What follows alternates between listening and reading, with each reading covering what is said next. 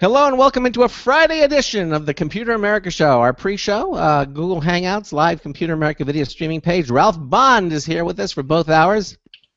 It's Friday, as I said, it's going to be a fun, kind of all-over-the-road show that we normally do on a Friday evening. So, 1 minute until showtime. So as you heard, we got less than 60 seconds. Sit back, relax, and enjoy the show.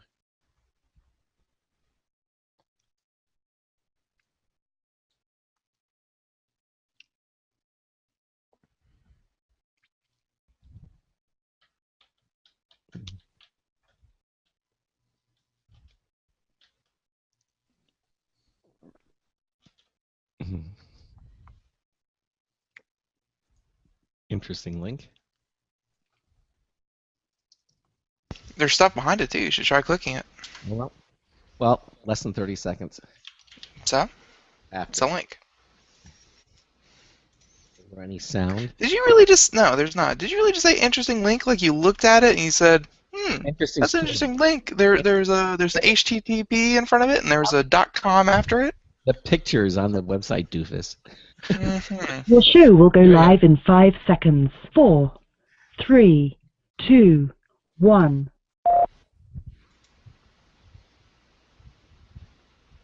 Broadcasting live, it's America's longest-running national radio talk show on computers, Computer America, hosted by national columnist Craig Crossman. Look for Craig's weekly column in your favorite newspaper. This show is being beamed nationwide at ComputerAmerica.com. Keep it here for technology news, computer products, guest interviews, and your phone call.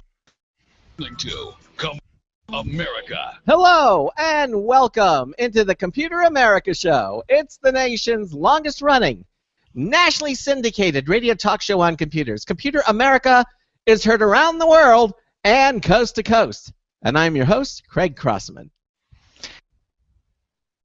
And I'm your co-host, Ben. And it's Friday. That mute button gets trickier. It's Friday. Yay, Friday. It's Friday, and we have made it another week of broadcasting excellence in the can, as they say. And, as we move forward here, we have a great show planned. Of course, it being Friday, what does that mean, Ben? We have? Show reminder. No, I'm sorry. A Buddy List winner of the week. No, it's a show reminder winner of the week. We haven't called it the Buddy List now for how long? I don't know, but you just made that slip up last night, so... So you're going to slip up too? Okay. It wasn't a slip up. That was on purpose. Oh, I see. All right. Well, we have a chat room is up and running, and as I said, it's Friday, and everybody's kind of excited, and the weekend is upon us, and we have some good things going on. So we're gonna we'll be doing. Oh, you see, we have dogs in the office, and so you can hear them now. That is Jasmine, and that is Merlin. Merlin is a white Highland, a Westie. He's a white Highland Terrier, Terrier, and Jasmine. What? He's a Westie. Okay, that's just short for West Highland White Terrier. White Terrier, exactly. And Jasmine is a Silky Terrier. So we have 3 terriers in this. We have a Scotty. And Jasmine is insane. Well, as you can hear, Jasmine is saying she's driving Merlin crazy, but keeps me young. She's like 2.5 years old. Merlin's like pushing 6, and which means he's middle age. I think Merlin's about 9. No, he's not. He's like 6 or 7 max. Okay, well I'm gonna say 9, but we'll correct that later. Okay, we will correct that. We'll have to figure that out. He just had a birthday not too long ago. Anyway, Jasmine spools him up and everything, and that's what you were hearing in the background. Calm down, calm down. All right, so anyway, it's Friday's show, and so why don't we just bring our guest on, and he can kind of participate in the Friday frivolity, okay? All right. Okay, yes, we know what that music means. He's back. Bond is back, and we've got him. It's all Bond on tonight's show. Yes, his name is Bond. Ralph Bond. Ralph is a correspondent for the Computer America Show and the author of Family Computer Fun, Digital Ideas Using Your Photos, Movies and Music by Q Publishing. He's also the co-author of The PC Dad's Guide to Becoming a Computer Smart Parent by Dell Publishing. Ralph was Intel's Consumer Education Manager for more than 10 years And for nearly the past 7 years, he's been part of Autodesk's communication team. Matter of fact, he's just recently back from a sabbatical in, was it Scotland or Ireland? One of those. Ireland. Ireland. Ralph, welcome into Computer America. How are you? Hey, it's great to be with you. It's really going to be a fun show tonight. It always is. Yes, when you're here, it's always a fun. Well, I thought when you were talking about a week of excellence, and then you said can, and I thought you were saying, okay, it's been a week of excellence, now it's going to go down the can. No, it goes into the can, you know. Oh, you mean like in film industry in the can? Right. Oh, okay. Yeah, exactly. Ben had the same thing, and he's how much younger than you, and he didn't know that term either. I figured Yes, I did. No, I knew the term. I just assumed it meant it was going like down the toilet. Oh, no, I'm broadcasting. just saying, eventually, people are not going to know what that term is. It's going to be a long time, but they still know. Exactly. But yes, digital today. Digital really doesn't go in the can. It may go down the can, but it doesn't go into the can because it could be a virtual can, you know, whatever. It goes into storage somewhere. It goes into our archives. You know, we have an archives button at computeramerica.com, and you can click the archives page. It's right at the top of the screen there. You'll see it says archives. And it works now. I mean, you know how much we had to do to get it to work with iTunes properly. You know, it never worked. Finally got it. So now when you click on the iTunes, it actually opens up a web page, and you actually see all the shows up to the current show, of course, which is now being recorded, so we can't have it archived because it's still live. But it's there. We have the links are correct, and it'll even open up in your iTunes application. It'll point to the proper show now. For months, we couldn't get it to work. Now that's all up and running, so thanks to that. And, of course, we have our video archives page where you can not only listen to the show, but you can watch the show. And, of course, the link to Blog Talk Radio is there. You can listen to all of the archive shows there as well. We have our RSS feed so that you can subscribe to it. And, of course, if you want to call in and mention anything about tonight's show, you certainly can. It's toll-free, 347-884-8881. That's the number to get you on and get you through. 347-884-8881. Okay, that phone number works, and you can call and ask a question about anything we're talking about tonight. You can also send us an email to our special email inbox that we have running when we're live and on the air. It is live, LIVE, at computeramerica.com. Now, if you click on our homepage at computeramerica.com, it says interact with the show, sort of like about the middle of the page. It says chat and live video button. Press that, and you can see our live IRC chat room page. It'll ask you for a nickname. That's the name you'll be known by when you go in there. Okay. It'll ask you for a captcha code, which is usually a 3 or 4 digit number or 2 words. That just tells us that you are a live human being and not a robot or a dog or something. You know, you're actually a person. And then click the connect button, and your browser will move you into the Computer America chat room. We also have a button beneath that says click for IRC chat clients. If you do that, it'll take you to our free software page, and right at the bottom of that it says chat room IRC client plugins. This is for, you know, if you're running whatever particular browser you're running, whatever particular platform you're running, one of these, either Chatzilla, HexChat, MIRC, one of them should work for you. And then actually just formats the chat room to be more visually pleasing, makes its own windows. So just it's a little bit more comfortable to work with. You don't need it, but they're there. And of course, our live Computer America video streaming page. If you want to watch us as well, now, and this is kind of cool because, you know, Ralph sometimes has some of the things, and you can actually see Ralph, and if he has something to show you on camera, he'll show it to you. But you can actually watch the live Computer America show there. Just click on it, and you can see the live Computer America video streaming page, and you can watch us there. Of course, if you miss any of this, you can go to our archives, because we also archive our live Computer America videos on our own YouTube channel. So that's there for your enjoyment. Now, the other thing that we do is Ralph sends us every week what we like to call cheat notes. Okay? So this is a document that not only talks about the item, you see pictures of the item, the pricing of the item, if it's available, will be there, and even a link to the website that has that item display. We call it our cheat notes. And if you want to follow along, just click our show notes button right there on our homepage at computeramerica.com. You'll see today's show, 10:10, and it'll say both hours. It's time for Bond, Ralph Bond, and you can click on that, and it'll take you. That'll actually take you to our live Computer America video streaming page, which is right up there as well. Ralph Bond is you can see his page. That's a new one. That's actually with Wix. I understand that you have that, Ralph, correct? And That is correct with Wix. Love it. yeah, exactly. And It's pretty easy to use, huh? yeah, yes, it is. Extremely intuitive. It's one of the best I've ever used. Yeah, and as that's up there, and of course you'll all see the tonight's topics beneath that description on our show notes page, and then beneath that there's something that says cheat notes, and that's a link. If you click on that, it'll open up a Google Docs document page, and then you can see what we are talking about. There are like 24 pages of pictures, descriptions, and you can kind of follow along with Ralph and us, so and kind of interact and see what's going on with her. So there's a lot of ways to interact with the show that we make it easy for you to do so. Okay, so I think that's pretty much it, and we're going to get started now. And let's start off with the very first story tonight. When I saw this, I went, "Yeah, this is cool." You know, there have been so many things in negative press about drones. I just was watching Hawaii Five-0 last week, and it was about a drone that went up and shot people and killed them. They had to evacuate the entire island of Hawaii because this drone was shooting people with fully automatic guns. You know, they would come up the top and say, "What is that?" And I go, you know, blood would be everywhere. So this is a mainstream show, you know, Hawaii Five-0. And these drones are Although I think mainstream shows like that don't exactly put technology in the proper perspective. Like CSI always has this bad habit of saying, "Wait, you know, here's a security camera photo. Okay, now enhance it, zoom in, enhance." Oh, yeah. And everyone knows you can't do that.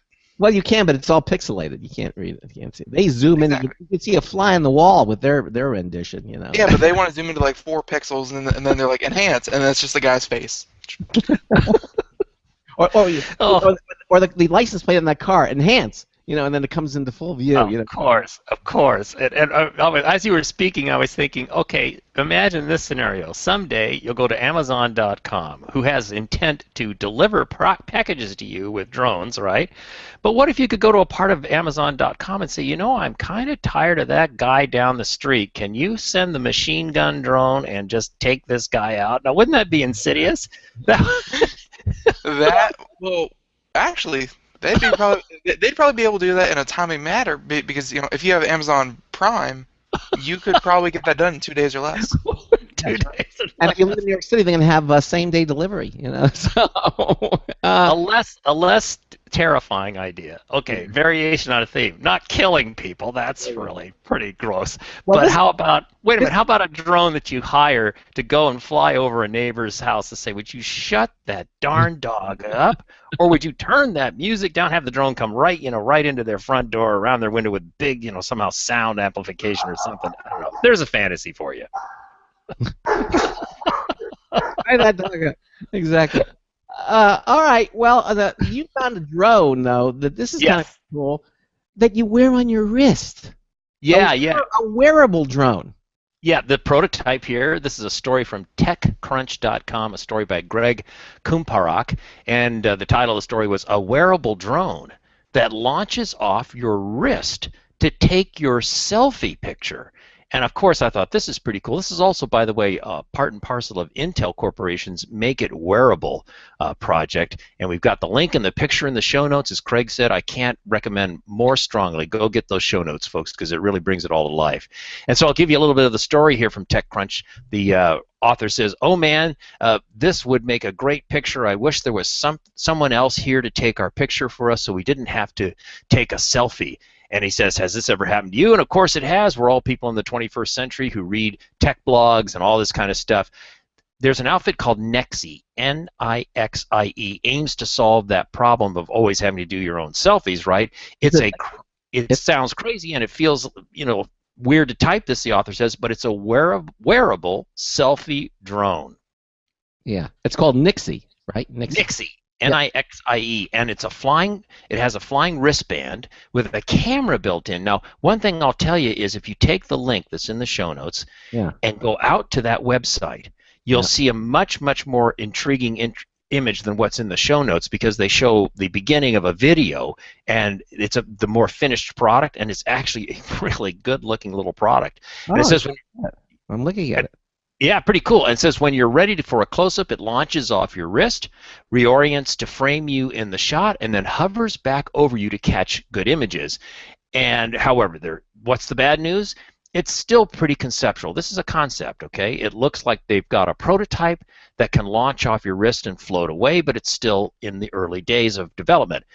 They have a long way to go, the author says. This thing looks about as fragile as it can be right now, but even as a concept, it's pretty darn cool, and I couldn't agree more. The good news, it's a finalist in Intel's Make It Wearable competition. Yeah, I see their logo. I see their logo. Intel is Yeah. Yeah. I didn't even know about this competition, and I think it's a pretty great idea. So again, this product is finalist in the Intel's Make It a Wearable competition, meaning they've just scored themselves $50,000, and all of the mentorship, design help, and technical support a company like Intel can throw at them in order to make this product real. So if you want to check this out, go out to FlyNixie, that's FLYNIXIE.com. Very cool, fun stuff to see. And again, it's you say it's pretty much a concept right now, but Right. still, I mean, you know, they show a girl who is hanging off of a cliff. She's obviously a rock, and she has this thing strapped to her wrist, you know, and then she lets it go, and she's taking a selfie movie of herself about this little thing that's flying, and it's cool. But I'm sure they have some really tough stuff ahead of them to do this. I mean, look, that prototype you could see with the battery and everything. So this Right.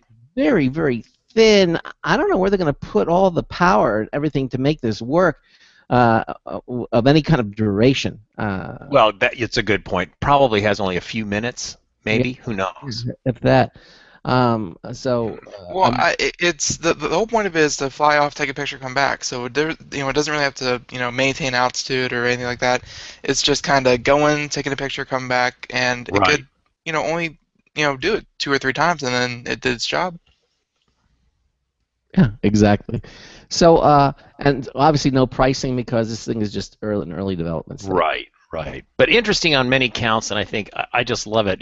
Like you said at the outset, there's all this kind of doom and gloom and terror about drones, and everybody associates drones with killing people and God knows what else. But I can tell you this much: in civil infrastructure and even in architecture and so many other fields, drones are becoming hugely important.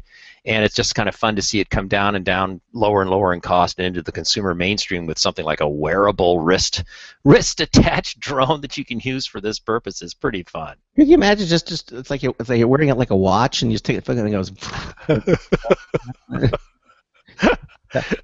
I did see something that really blew me away, Ralph, and I haven't. I ought to send you the link to this. Carissa Green, who is our booking goddess, found this company. I'm looking at here. Oh, it's from what is it? What Plastic. do they do? Plastic.com card. You have to see the video of this thing. It is amazing. I have never seen anything like this. Ben, I'm going to send you the link right now so you can take. Yeah, please do. I haven't seen that. Ralph, I will send you a link. Where are you? You're in the chat room. I'll send it to you in the chat. I'll post the link in the chat room, and just check it. At first, when I said this can't be real. This is a video, but no, it does exactly what it says it does. Now they do superimpose an image on top of it where you can see from left to right, but they're just trying to be conceptual. But the actual card itself does what they're showing, and it's just amazing. And we're gonna try to get them on the show. Some amazing stuff coming out. Anyway. Oh wow. This is called. Yeah. This is called. It's called Nixie, and there's a lot of interesting stuff out on the horizon. Oh my gosh, yes. Yeah, amazing. Okay, so let's talk about this now. MIT, of course. Anything that has the label MIT on it, you set up a notice. Yeah. But they're always building something. But they're building an anti-smuggling, SM, not snuggling, but anti-smuggling. Okay. I said that to somebody, and I said, snuggling? Why should he be against it? I said smuggling with an M. Anti-smuggling ship skimming robot. Which is, when I first looked at it, I thought it was a bowling ball. Yeah, you gotta love this. I mean, good old MIT, and actually, that's pretty interesting and pretty serious in many respects. This also comes from TechCrunch.com, a story by Daryl Ethington, and the title is MIT is building an anti-smuggling ship skimming robots, and it's kind of got a little tongue-in-cheek opener. It says, "So watch out, Han Solo." And the story opens up with MIT Robotics Labs has a robot prototype that can scurry across the surface of a ship's hull using ultrasound technology to scan for false panels and other secret compartments used by seafaring smugglers. Or maybe seafaring terrorists, right? Yeah. In our vision of the future, this means inspections for contraband on spacefaring vehicles will involve more than just a serious look around by a pair of inept stormtroopers. So Han's Millennium Falcon might need some upgrades. A little tongue-in-cheek there, but it goes on to get serious here. The research done by MIT was originally developed, get this, to help detect possible fissures in nuclear reactor tanks in order to prevent potential disasters. But it's getting new life as a potential counter-smuggling tool.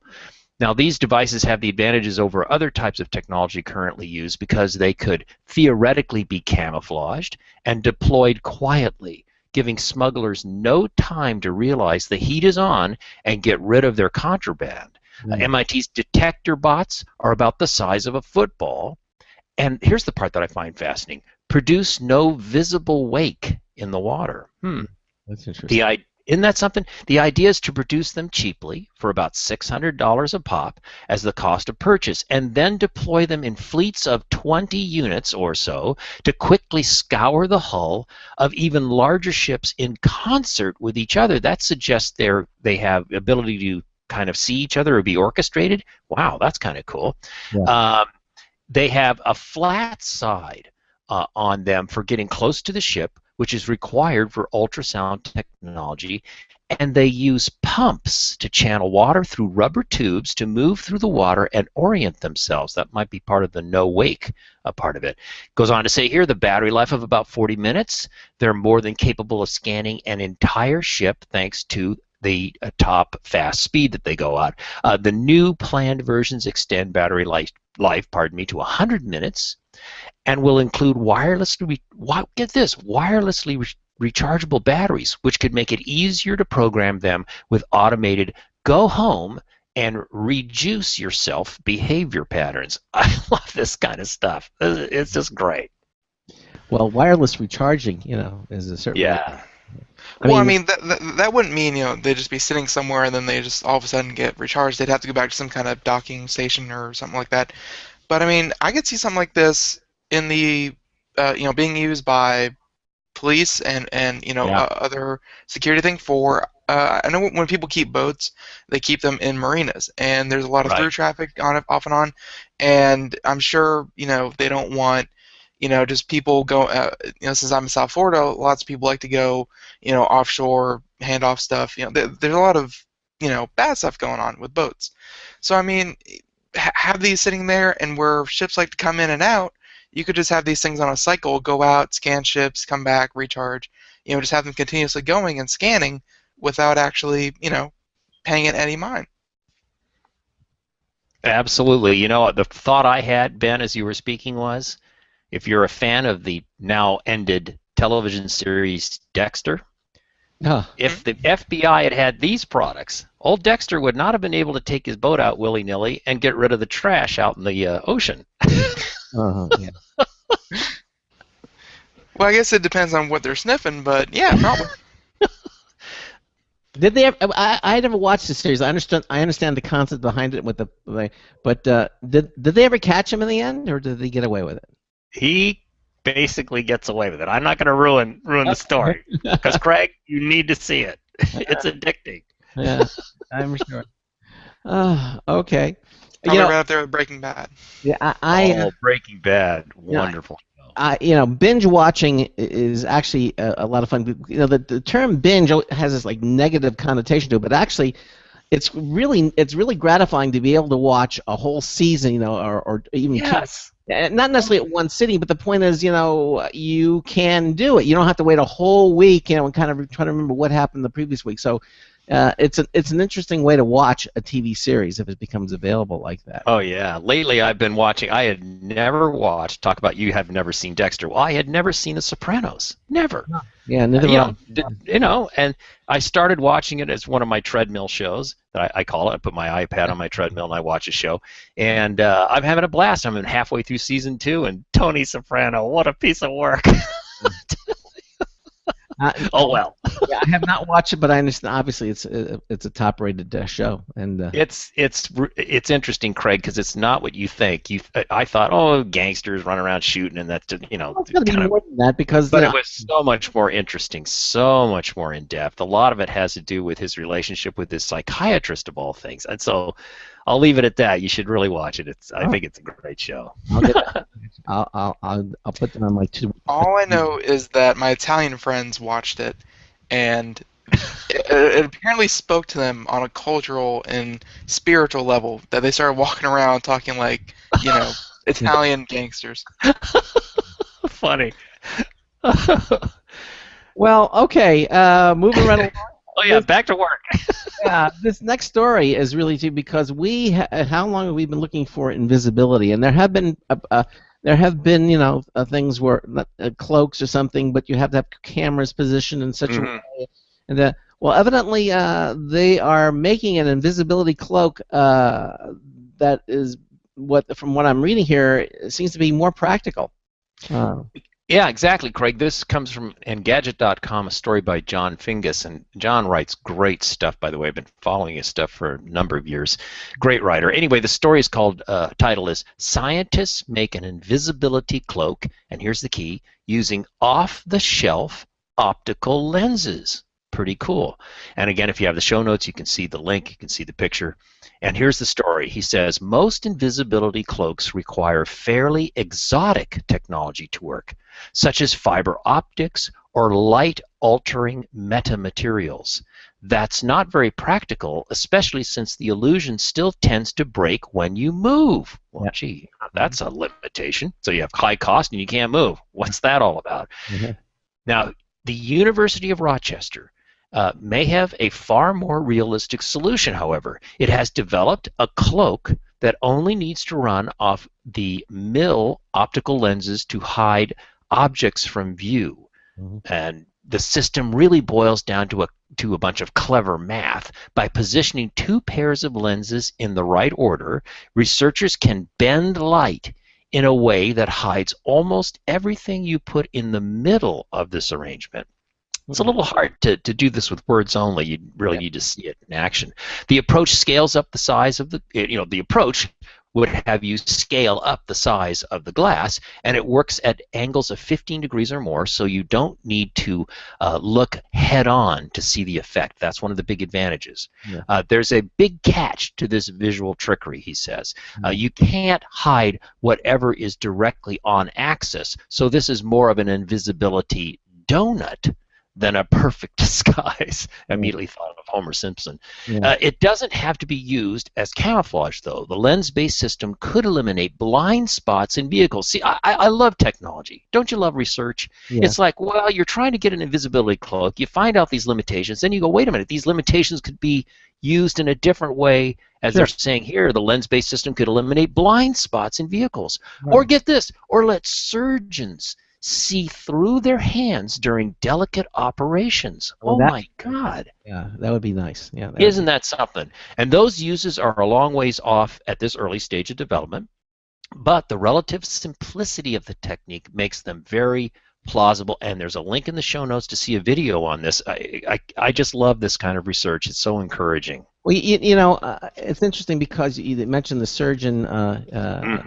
and of course, supposedly, technically, when you read stories about invisibility, he can't see his hands, and that causes.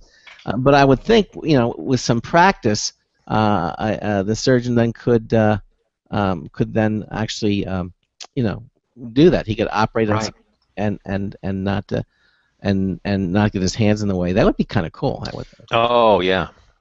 Well, since it's a donut kind of effect. Wouldn't you think that he'd focus in on whatever he's doing, and then like his hands around whatever he's doing aren't there? Seems reasonable. Yeah. Yeah, and it's although for this kind of technology, I mean, which one do you think is going to come faster? Do you think invisibility to reduce blind spots, or do you think self-driving cars where you don't even have to look around anymore? Self-driving cars. Yeah, my vote's for self-driving. Yes. Mainly because I'm lazy. Visibility's still a long way off because even this particularly is extremely limited and restricted in which. Right. I mean, we're thinking about a cloak that you throw over you and like. Yes, we're all thinking Harry Potter. Yeah, or no, or Lord of the Rings even too. Exactly. Yeah, they had Of course. What? Yeah. They had an invisibility cloak in the Lord of the Rings. So they did. No, the Hobbits they had camouflaging cloaks. It was camouflaging. He looked like a rock, but he really wasn't. Yeah. Okay, all right. So it wasn't. Okay. Of course, the ring made. Where's that device, huh? Well, the ring made you invisible. You put it on, and you became invisible. So that was invisible. Well, that's a marriage ring. What are you talking? That's a wedding ring for a guy. Put this on, and you're suddenly invisible to your wife. You might as well not be around unless you need to unless chores come up. Then suddenly you're visible again. Yeah, you become visible again. All right, we're at the bottom of the hour break, and you're listening to the Computer America Show on the Blog Talk Radio Network, on the Boost Radio Network, and the IRN Radio Network. Ralph Bond is here with us for both hours. We're talking about cool stuff that he finds on the internet, news stories. It's all happening here in Computer America. Got a news tips bulletin review coming up. Stay with us. Hey everyone, have you heard about the No Hair Removal device that's sweeping the globe? If you want to go weeks without shaving and get smooth, professional quality results, here's our favorite host, Cheryl, for No Hair Removal. Thanks. Hey gals, I love talking about my No. It's this cute little hair removal system that you can take with you and use almost anywhere at home or on the road. No more expensive in-office treatments, painful waxing, and no more wasting your valuable time. Got unwanted facial hair? No has patented Thermocon technology that works on all hair and skin colors, so it's perfect for using on all body parts. And now you can take advantage of this incredible risk-free trial. Get the No, the facial kit, a travel case, and a $100 discount shopping card, and you don't risk a penny to try it. Try the incredible No hair completely risk-free. Call 1-800-953-5415. That's 800-953-5415. 800-953-5415. Looking for a best friend? Brother Wolf Animal Rescue has your best friend waiting just for you. The mission is to protect and enhance the lives of companion animals and the people who love them. Their no-kill rescue shelter is open year-round, making it easy for people to adopt their best new friend. This year, Brother Wolf will find homes for over 2,400 orphan dogs, puppies, cats, and kittens. All have ended up as an orphan through no fault of their own. Brother Wolf has created a safe, nurturing environment where these special animals can heal emotionally and physically until they find a lifelong home. Their life-saving transport program brings dogs and puppies from overcrowded shelters in the south to rescues in the north where homes are easier to find. Brother Wolf Animal Rescue is a 501c3 organization. To learn more about their life-saving work and to make a donation, visit their website at www.bwar.org. That's www.bwar.org. Help to realize Brother Wolf's vision when no animal is euthanized for lack of a home. Who's a good boy?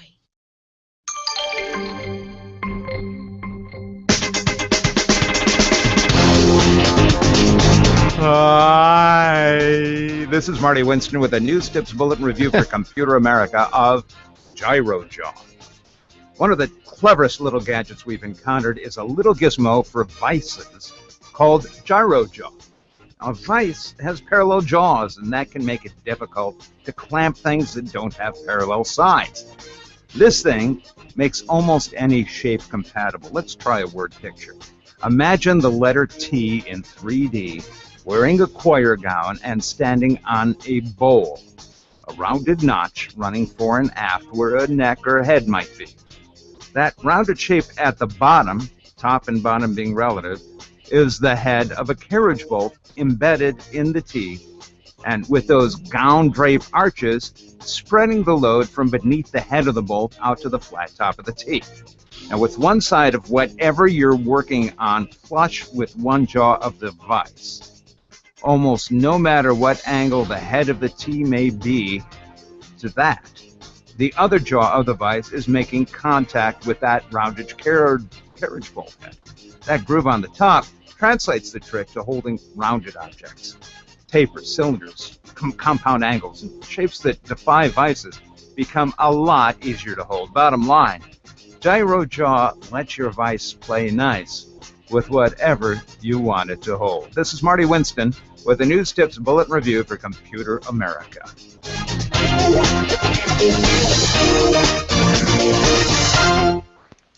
Welcome back to the Computer America Show. That would be the last time you're going to hear that particular News Tip Bulletin Review from Marty Winston. Next week we'll have brand new ones airing in the first and second hour.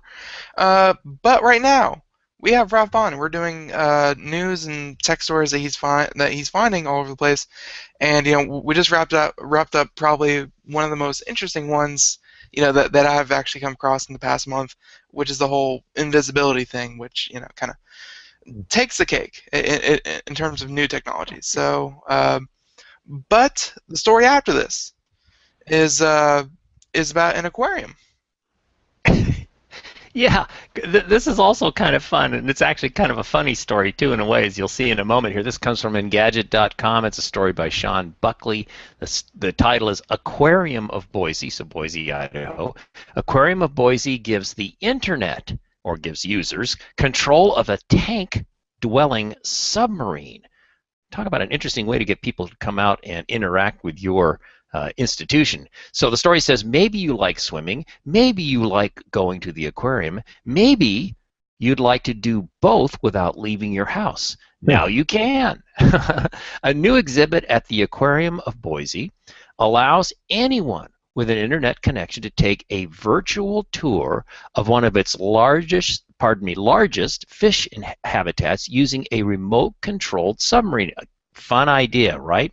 The telepresence sub can be controlled from the aquarium's webpage using either a computer keyboard or clicking on-screen controls. And he goes on to say it works okay, but there's a noticeable delay, and we had a hard time getting the device, which is called Live Diver sub, to look at much else besides the wall.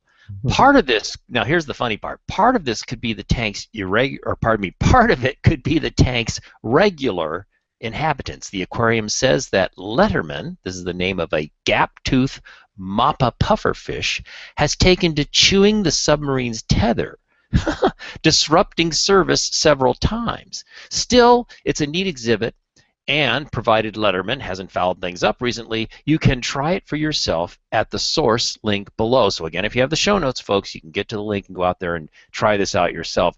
Clever idea. I think obviously the thing that should happen here is there shouldn't be a tether, right? This should be a completely wireless thing. Exactly. And you wouldn't have that. Yeah. It works. Little device, sort of a shock factor. So if Letterman comes up to try to deal with it, get shocked back. It works. I'm actually using it right now. Oh, cool. Yeah, apparently, like when the article first ran and they were using it, there was probably like a long line of people to use it. But for some reason, at this time of night, no one was using it. So there you go. Fish are very clever. They say fish. I'm sorry. They said fish don't have emotions and everything, but they do. We had a fish. It's probably one of the oldest goldfish. I think Ben and Aaron won him at a fair and brought him back, and his name was Goober. And he became so old. I had never noticed. He was a goldfish. He turned white after a number of years. But he would know if you were coming by, and if you walked by him, because he was between the wall and the dining room table, and if you walked by him and he saw you coming, and he didn't, whatever, he would let you know because he would turn around and he would splash you with water. Oh my God, that's funny. He would flick water onto you. So that's wild. Very intelligent little fish. I mean, and he lived for a very, very long time. He had his own personality. So you get a fish that likes to bite the tether of a submarine. I guess he's going to continue doing it until you go wireless or something. So yeah, you got to go wireless there. That's a must. But think about this, guys. The other thing about it with submerged situations, whether it's an aquarium or other kinds of submerged situations, what if you someday could be at your computer, and maybe for a small fee, look around a coral reef with a, in the South Pacific or something. I mean, there could be some really interesting possibilities just spinning off of this sort of simplistic idea here at this one aquarium. Yeah, exactly. And it's a good attraction too, because people want to come by and see it. Sure. Just let me know when they put one in the tiger tank. I want to control that one. Shark Week. Shark Week. You'll have it unlock the gate. All right. Well, this tigers and bears. It would all be fun to have little drones, going around those habitats. Between drones and submarines and all remote control. This next story 5, though, I think it will be to the encouragement of parents everywhere with their kids. I could see this. They're developed a thread that is evidently impregnated with a certain species of algae that will keep your clothes odor-free. Yeah. You can tell this week's notes really is. I was on this rampage to go out kind of in the out there technology zone, and I love this story. So this comes from also another story by John Fingus in Gadget.com, and again I love his work because he likes this sort of stuff too. So algae-based thread will keep your clothes odor-free. Wow. Okay. Well, here's the story. He says, if you're worried that the silver ions in antibacterial and anti-odor clothing might also pose serious health risks, like destroying genetic material, you'll be glad to hear that there should soon be a safer alternative. Now, to be honest with you guys, I didn't really know about silver ions and other things like this that they're trying to use in clothing for this same purpose, so this was all news to me all the way around. But it goes on to say the KTH Royal Institute of Technology has developed an antibacterial thread that uses a mix of biocompatible plastics and lanosol. And lanosol is a bacteria-fighting compound that you normally find in red algae. The material should not only be a less contentious germ killer than silver, but more effective, because it's woven into super thin fibers through electrospinning, which uses electrical charges to draw thread from liquid. Wow, that's interesting. The antiseptic element doesn't clump up and leave some areas unprotected. I saw the demonstration of something similar to this years ago by DuPont. And it wasn't this particular product, but they actually had two liquids, and they had a beaker that was clear, and they would pour one liquid, and then they'd pour another liquid on top, and it would float. It was like oil and water. They wouldn't mix. And then the guy would take a hook and go down for the first level, and just push the thing into the second, and then draw it back up, and up through that top would come a filament, a fiber. Wow. Wow. See, that I don't know anything about this area of technology, so this whole story was news to me, especially that bit about the silver ions and stuff. Silver is actually used to kill on antimicrobial surfaces. They're putting it into kitchen surfaces, that type of thing. Although there is this problem, as it says that it has some bad side effects. On our second hour, you'll hear something called Dr. Doormat, which they sent us a couple of samples, and they use a different technology to kill germs and everything. So, but there is more work being done, and this is obviously one of them. Well, I knew about silver's ability to take care of vampire problems, but I wasn't familiar with this other use. Anyway. It says here, to finish up the story, it says KTH's discovery could make antibacterial clothing commonplace, because apparently this red algae-based formula would be much, much less expensive, right? Which would undoubtedly be welcome to anyone who hates dealing with smelly laundry. However, that's just the start of its potential uses. Now get this. The researchers believe that it could be used for air filters, bandages, and other fabrics where the presence of microbes would be unpleasant or outright dangerous. Flesh-eating, bacteria. You could put on the bandage and catch that. Wouldn't that be cool? And the air filter thing is a really clever usage too, needless to say. Yeah. He concludes by saying, don't be surprised if you eventually see a lot of companies, not just fashion clothing brands, touting algae-based safeguards. So, wow, I just think that's fascinating. Yeah, exactly. One way to get rid of germs. Now, okay. Now, we're going to go into the movies. Well, actually, What? algae-based clothing, wouldn't that mean that if you threw it in the washer, instead of like, I know some clothes, if you wash it on cold or warm, something like that, they shrink. So wouldn't this one grow because it's algae and water? Yes, it would expand, with all the... Okay. Okay. Just make sure. Now it's getting scary. Yeah. Who knows what's going to go on your washing machine if it starts I out? put it in the washer, now it's a 3XL. No. That would be a good sci-fi film or a comedy sketch, maybe. Who knows? Well, speaking of comedy movies, do you know one of the biggest movies, successful movies this year was the Lego Movie? Oh, I loved that movie. Did you see it, Craig? No, I did not see it. No. Oh, Craig, how about you, Ben? Did you see it? I had a coworker that took his kid to it, and his kid loved it, and he loved it. I heard the okay. voice acting. The voice acting. I'm gonna tell you right now. Yeah. Right now, it is not just. It's not really a kiddie movie. It's perfectly okay for kids to go see. Don't get me wrong, but it is so tongue-in-cheek, so clever, so funny, and so well done. And it has a terrific ending. I'm not going to give away the ending.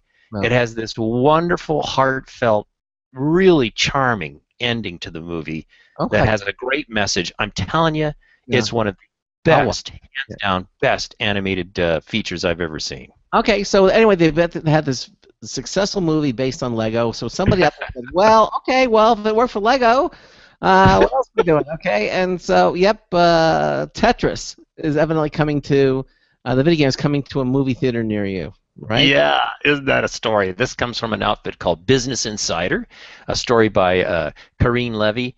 And again, you can see the picture of the promo activity here, kind of funny, in the show notes. And by the way, Tetris, the game Tetris, turned 30 this past June. So it had a big 30th anniversary.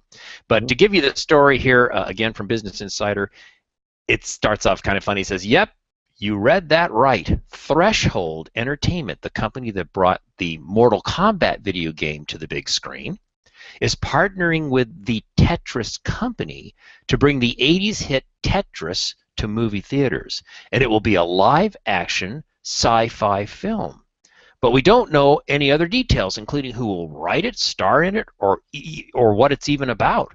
This is a big challenge. It could be like the... oh gosh, I'm going blank. The Disney Tron, the kind of Tron sequel that was, I don't know, that didn't work for me. The first one was good, but the second one... Yeah, that was a great example of don't mess with perfection, just, walk away. Anyway, this isn't the first live-action movie to be based on a video game, of course. Besides Mortal Kombat, there are movies based on Prince of Persia, Resident Evil, and perhaps the best of the bunch, according to this author, the Tomb Raider series. But this might be the first movie about a puzzle video game. Now, get this, a Minecraft movie is also in the works, however. The Tetris company was formed in 1996. It became the exclusive source of all licenses to Tetris. It also created the Tetris guidelines to establish consistency and quality standards for the game, so hopefully that translates to the Tetris movie.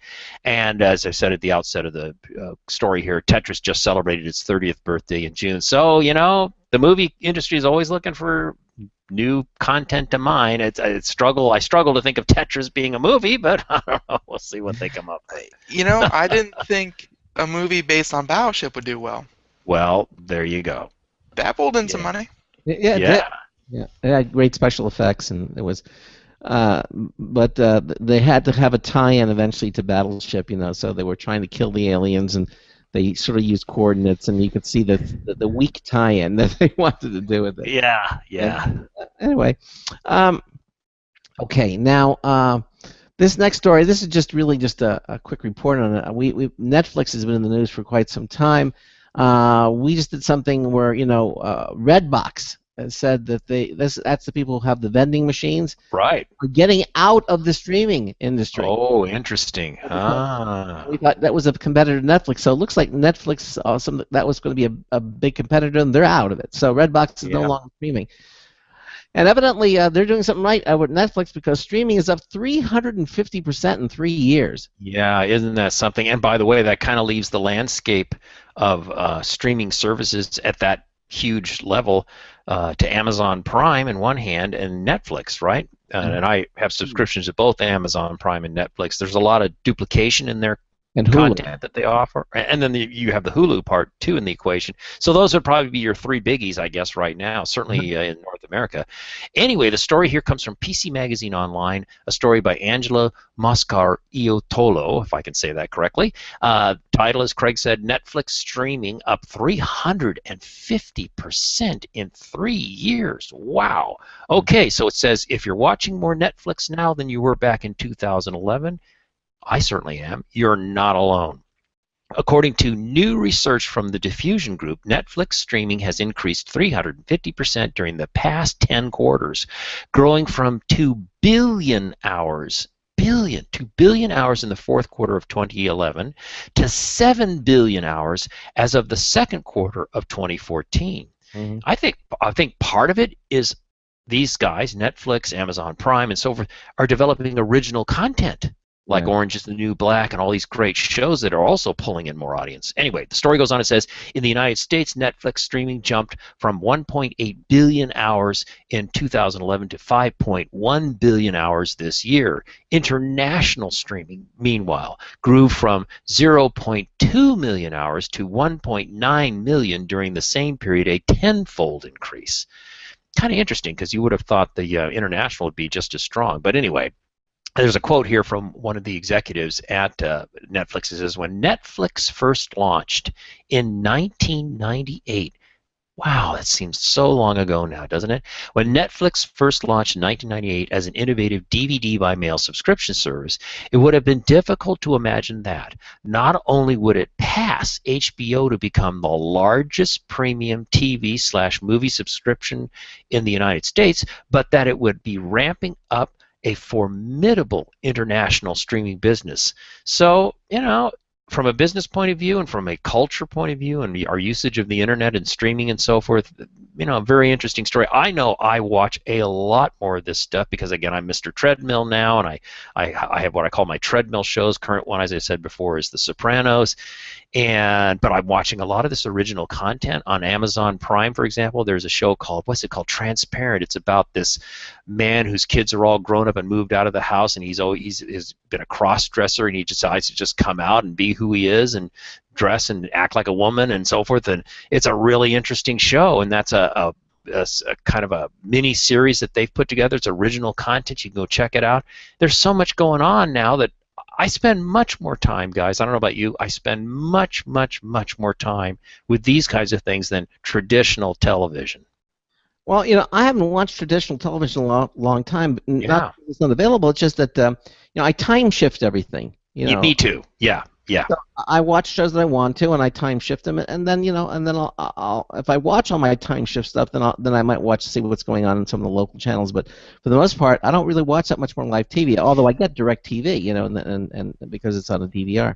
And it's weird that you like that.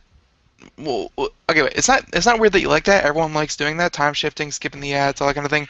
It's just that's the exact opposite of what the cable companies want you to do, which is sit down, prime time, watch the television, watch the ads, and they get their money that way. So what everyone enjoys and what they want everyone to do are just polar opposites of each other. Yeah, yeah, and that's not going to happen. I mean, the human condition is people aren't going to watch if they don't have to be dictated. I mean, that's how we grew up. For 30, 40 years of TV, you sat down and watched it, and whatever's on was on. You had the TV guide, and you kind of said. But with technology, it's really enabled the watcher to do pretty much what they want to do, and I think that's it's going to, unless they take it away, that's what's going to happen. Now, I have seen some restrictions on certain programs when you're on your DVR, and it won't let you fast forward. You can record it, okay, but if you watch it, they're going to force you to watch through the commercials. I hate that, but they do it, So yeah. I'll tell you another one. Time to get out the the bone of contention box here. One of the things that I've seen happen over, I don't know, the last year, roughly speaking, see if you guys have noticed this too.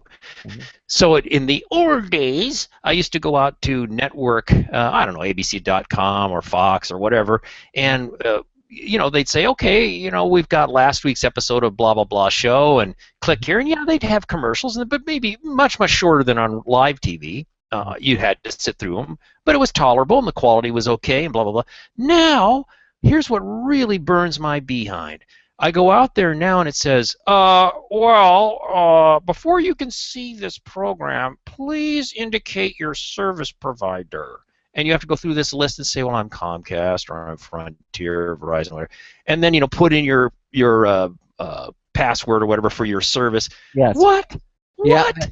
They want Get over it. Well, they want to make sure that you are paying for the content. If you want to watch HBO on some of these services, you can do that, but you have to prove that you are, in fact, an HBO subscriber before you can watch the content. Not talking about HBO, Craig. That I get. I appreciate that. Yeah. I'm talking about regular television shows, Mindy Project or whatever. I mean, just ridiculous, I think. Yeah, they do. They still want to know that you're paying for it somehow, somewhere. That really burns my fanny. Okay, it roasts my keister. Yes, it does.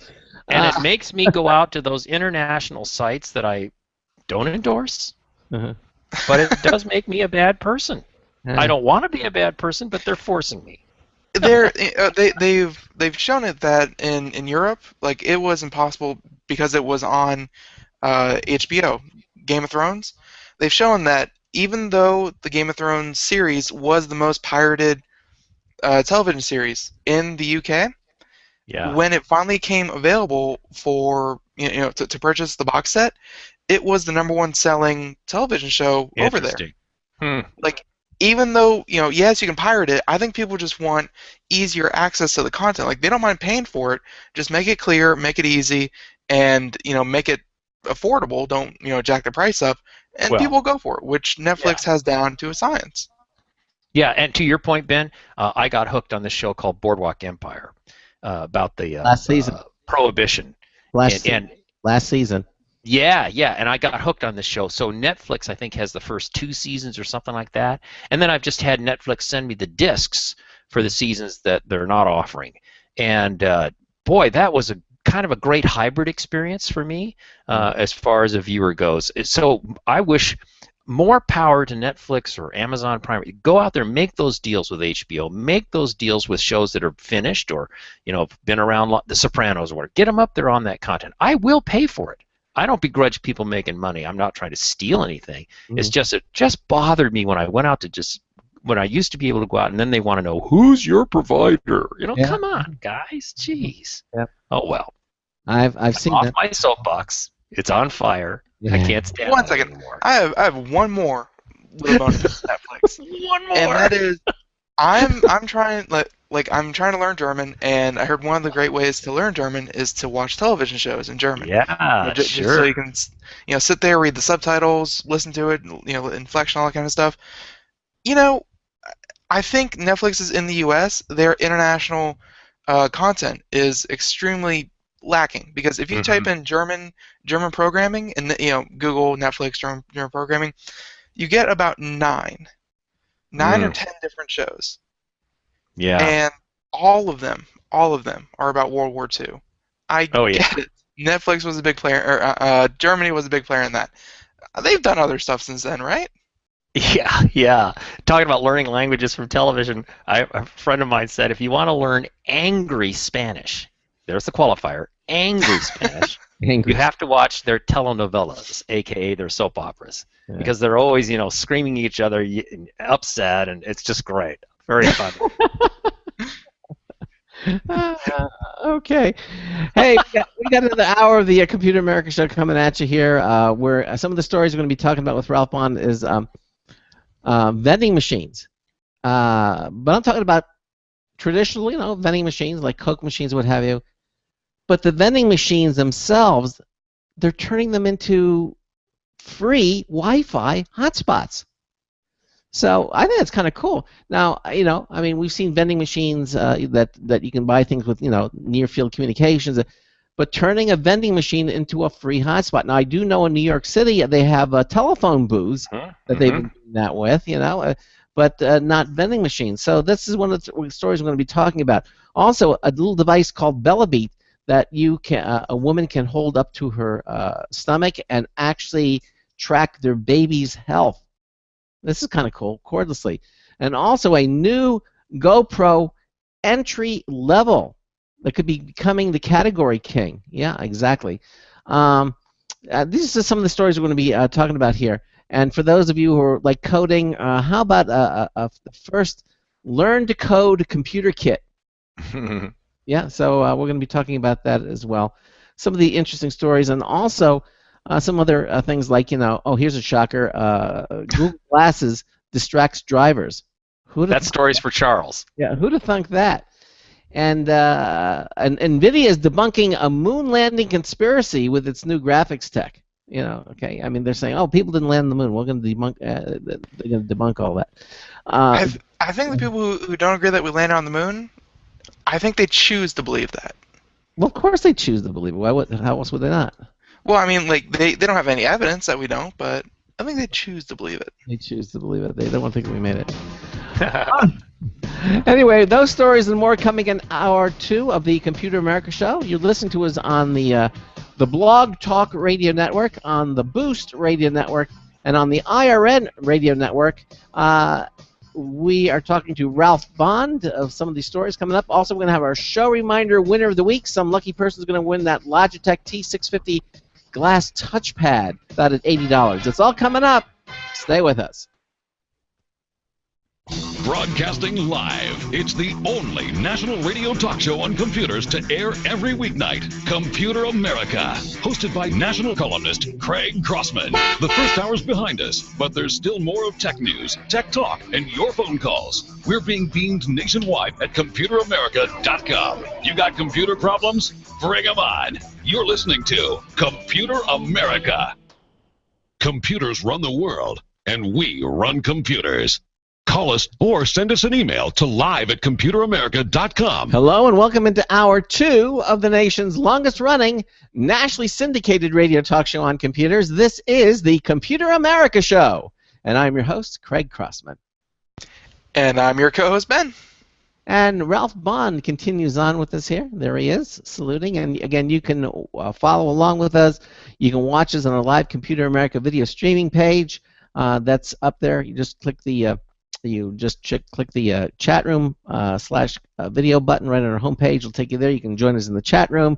You can follow along with our cheat notes from our show notes page at ComputerAmerica.com. Everything you need to follow along with this program is right there at our homepage at ComputerAmerica.com. All the links, all the things that you can do, all the different ways that we reach you now and also in the future, all available at ComputerAmerica.com. If you have any questions about what's going on, just go to ComputerAmerica.com, go to our homepage. Chances are you're going to find what you need right there. Okay, so we're going to continue on here with Ralph, and we're going to move to this story here about Coca-Cola, story 10. Evidently, I guess Coke felt, look, we've got so many vending machines out there, right? I mean, why not take advantage of that? Now, I do know in New York City, a lot of phone booths now are becoming Wi-Fi hotspots. As a matter of fact, a lot of people now, because they're getting, they walk over to a phone booth to make a phone call with their cell phone. Yeah, good point. Right. So that's some of the things. Well, evidently Coke figured, well, we got so many Coke machines, let's start retrofitting them or turning them into Wi-Fi hotspots and make them free Wi-Fi hotspots. So you just, as long as you're standing inside the Coke machine, you're going to get free Wi-Fi. So I know Starbucks is one of the first to kind of start that way back when. You walk into Starbucks, you get free Wi-Fi. So what's this with this? Tell us what's going on here with Coke.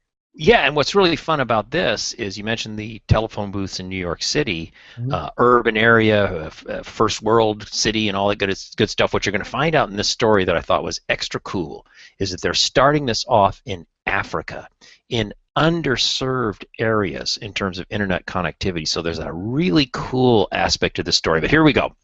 The story comes from Techno Buffalo, story by Jacob Lichtman.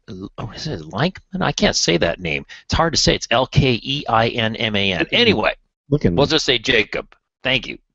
Coke starts turning its vending machines into free Wi-Fi hotspots. Qualifier, so far just in Africa. So here's the story. It says, in an ideal world, there would be free Wi-Fi everywhere all the time. By the way, the city of Portland, Oregon tried that.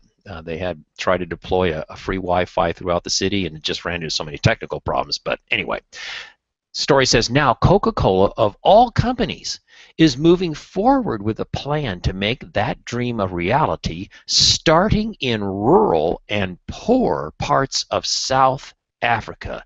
That's the part I think is really inspired. The new hotspots, which the company is calling Wi-Fi coolers, that's kind of funny, are completely free to use. There's no time limit either.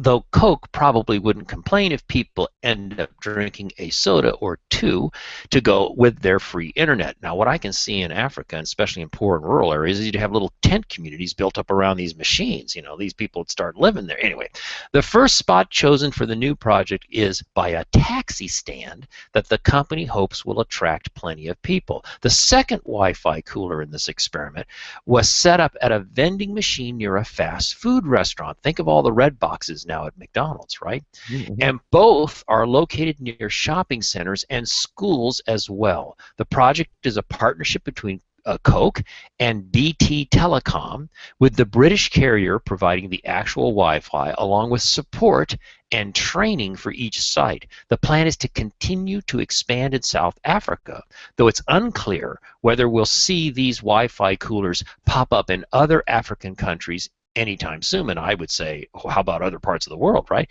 In the meantime, the companies are moving to turn other companies, are moving to turn different modern fixtures, like, as you mentioned this, Craig, New York City's phone booths, into free Wi-Fi hotspots as well. Maybe the dream of free internet everywhere isn't so far-fetched after all. But again, remember, friends, Coke is doing this first in South Africa in a very limited test, and then let's see where it goes from there. But I applaud them certainly for their idea of providing connectivity to underserved situations like poor and rural areas of South Africa. That's pretty cool. Now, it begs the question, if you're poor and in a rural area, how likely is it you're going to have some kind of device that could take advantage of that, unless maybe you have a smartphone? I don't know. But, I mean, I think the intent is good. Yeah, exactly.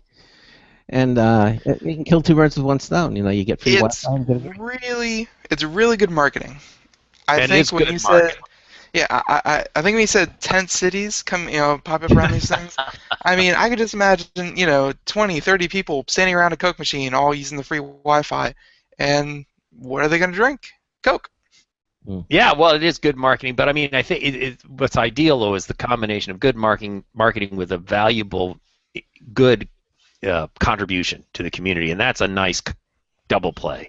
I think that's really cool. And the fact that these are in vending machines, you mentioned the Starbucks. Well, you've got to be in the Starbucks or near the Starbucks, or maybe you live above a Starbucks. That would be a winner, right? Because you could just, have your internet connectivity without having to pay a ridiculous service every month. If I lived in New York City, I'd want to make sure my apartment was right above a Starbucks if possible, but I digress.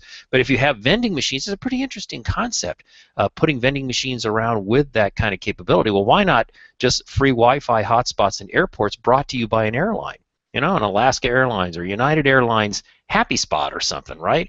I don't know, Hey, there are all kinds of marketing possibilities when you combine this idea of a self-contained Wi-Fi hotspot that's smaller in scale than a store or restaurant-based one and deployed, and then put labeling all over it. Great. Make me watch a 30-second, little blurb before I can surf the web. That'd be cool. I'd be okay with that. So a lot of possibilities from a marketing point of view. Yeah, sure, exactly. Okay, now this next device is really interesting, especially if you're pregnant. Yeah, but this does apply to pregnant women. Applies to pregnant. This is an interesting device that you can use with your, I guess, with your smartphone as well. I'm sure there's an app for it, but this is a little. It looks to me, at least initially from the picture, like a little round ball.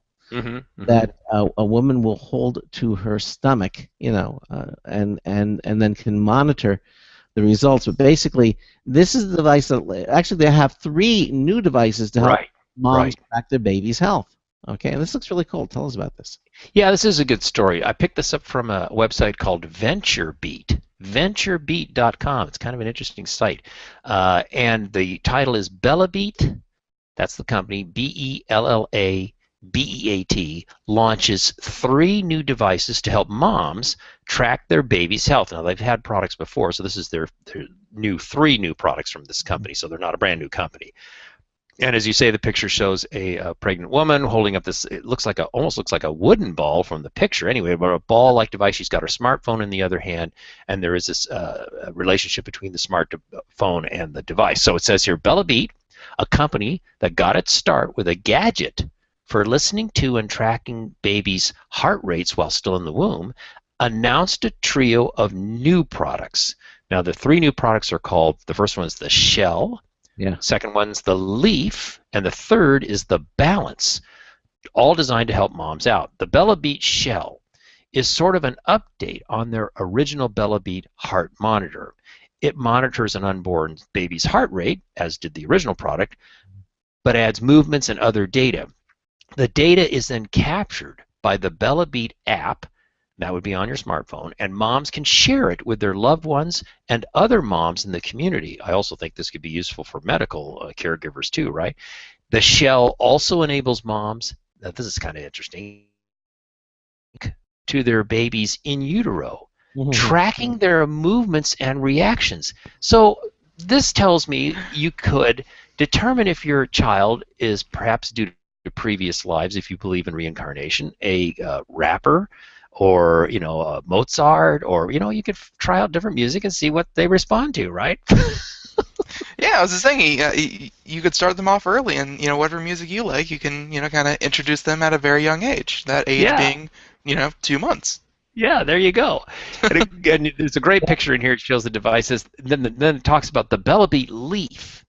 Is the company's new activity tracker, which is specifically designed to be used before, during, and after pregnancy. Now that's kind of cool. The Leaf not only helps moms monitor the usual steps and calories, but it also tracks sleep and stress levels. Now that I don't know how they're tracking. Maybe it's by heart rate? I don't know. It is designed to support different goals during different phases, building healthy habits before pregnancy, staying active during pregnancy, and working off the baby weight afterwards. That's an interesting concept. The tracker can be worn as a necklace pendant, clipped to a mom's shirt, guys, that's blouse, by the way, or as a bracelet. Now, the next product is called the Balance. There's the BellaBeat Balance, is a connected scale for both mom and the baby. The scale can be used during pregnancy to track a woman's weight gain, but it can then be used to weigh the baby post-pregnancy, something now often done with expensive specialized scales designed for infants. Now, wait a minute, time out, folks. Can't you do what they do when I take my car with my trailer to the dump? And go with me, guys. This will make sense in a second. I drive up to the dump gate, and there's a plate, right, like they do for trucks, big trucks on the freeway. And it weighs my car, me, and my load, and says, okay, it's X, 1,000 pounds, whatever it is. And then when I exit and I've dumped my stuff, it goes, oh, now you weigh this, so I'm going to charge you for the 89 pounds or whatever it was I dumped. Well, couldn't you do that? Couldn't you take your baby in your arms, weigh yourself first on a good digital scale, then get on there with your baby, and go there? Why do I need an expensive specialized scale to weigh a baby? I don't get that. Oh, well, you see, it does that. In other words, you pick the baby up. It's designed for 2, and then you put that. Yeah, but you're saying, why can't I just do that with a regular scale? I don't know. Well, what I'm arguing about, Craig, is the line in the story says something, and again, it was talking about can be used to weigh a baby post-pregnancy, which is fine. That's a good feature, but it says something now often done with expensive specialized scales designed for infants. Why do you need that?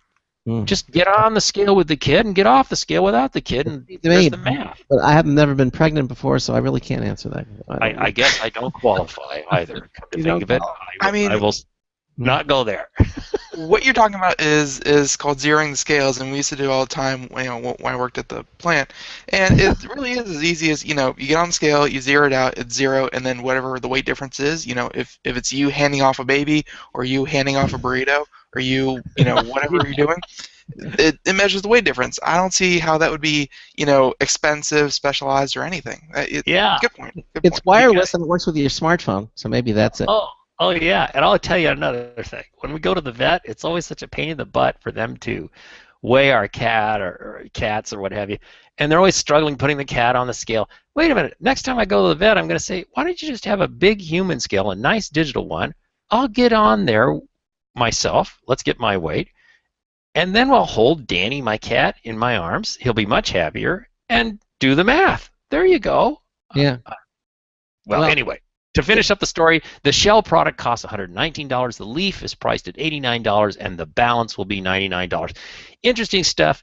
It's kind of funny to me to think that you might want to social media broadcast your baby in your womb's vital stats, but I guess not. Yeah, that's like the Wi-Fi scale. My wife ever found that we had Wi-Fi, there would be a death in the family. So,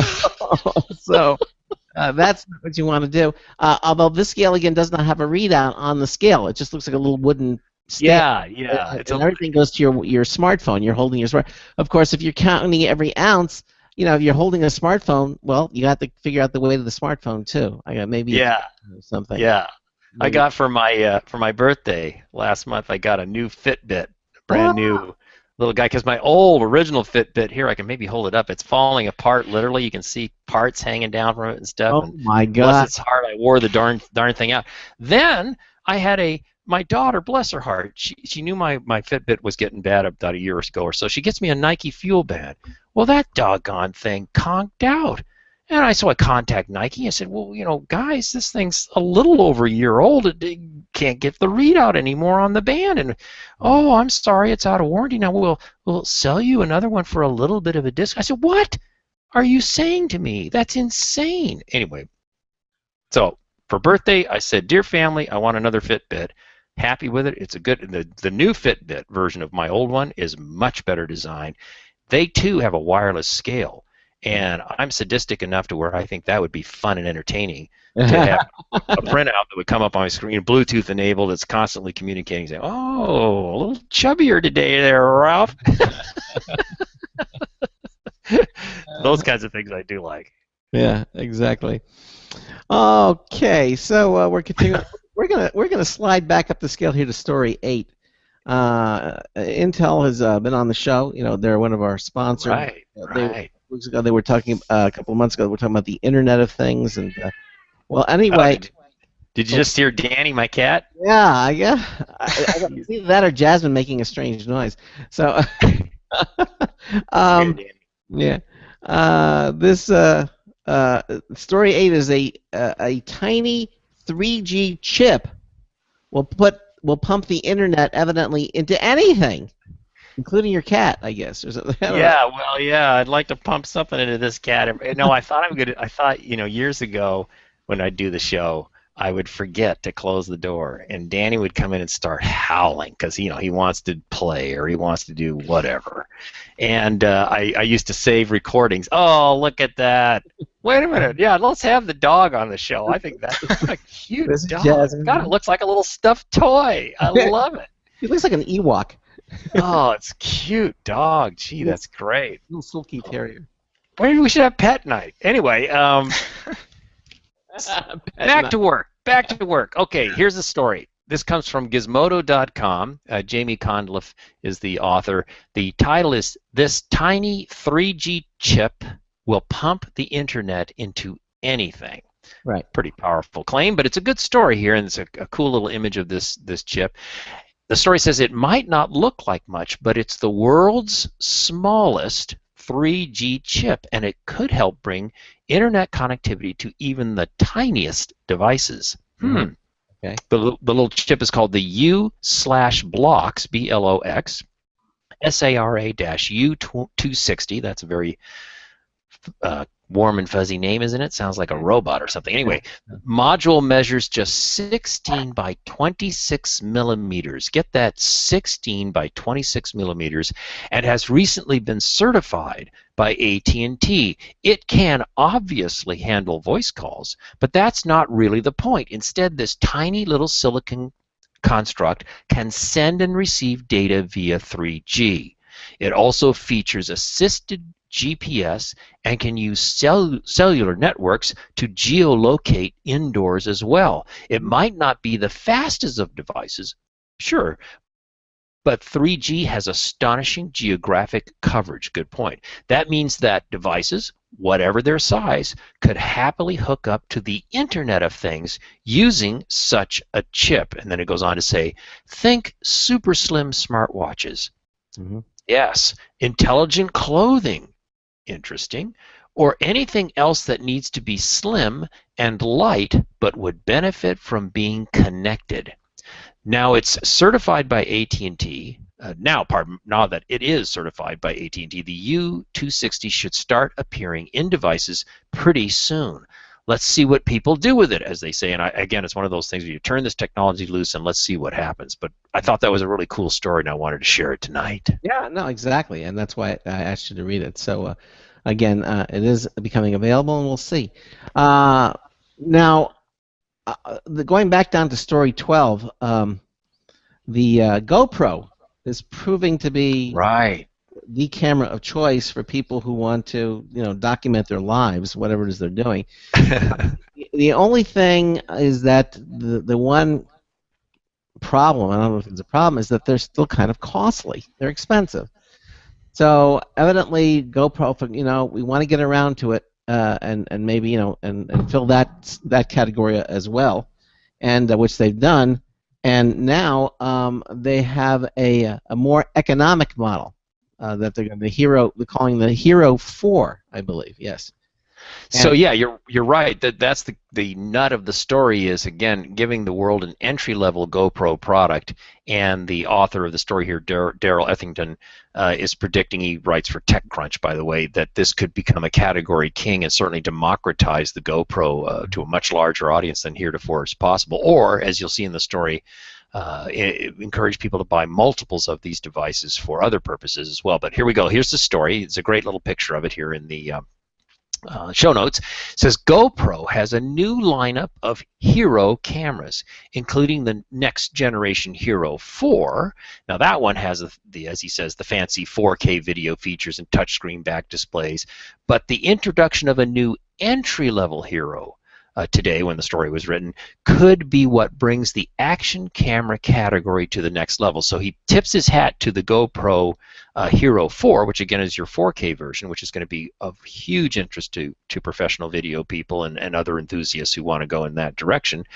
But he's saying, hey, the thing to really watch here is this entry-level product. So the Hero, the entry-level Hero, is similar to the white tier of devices GoPro has sold until now, but it's a specially cut rate at just $130 and packs features the competition can't match, like integration into a waterproof housing and automatic low-light shooting mode optimizations.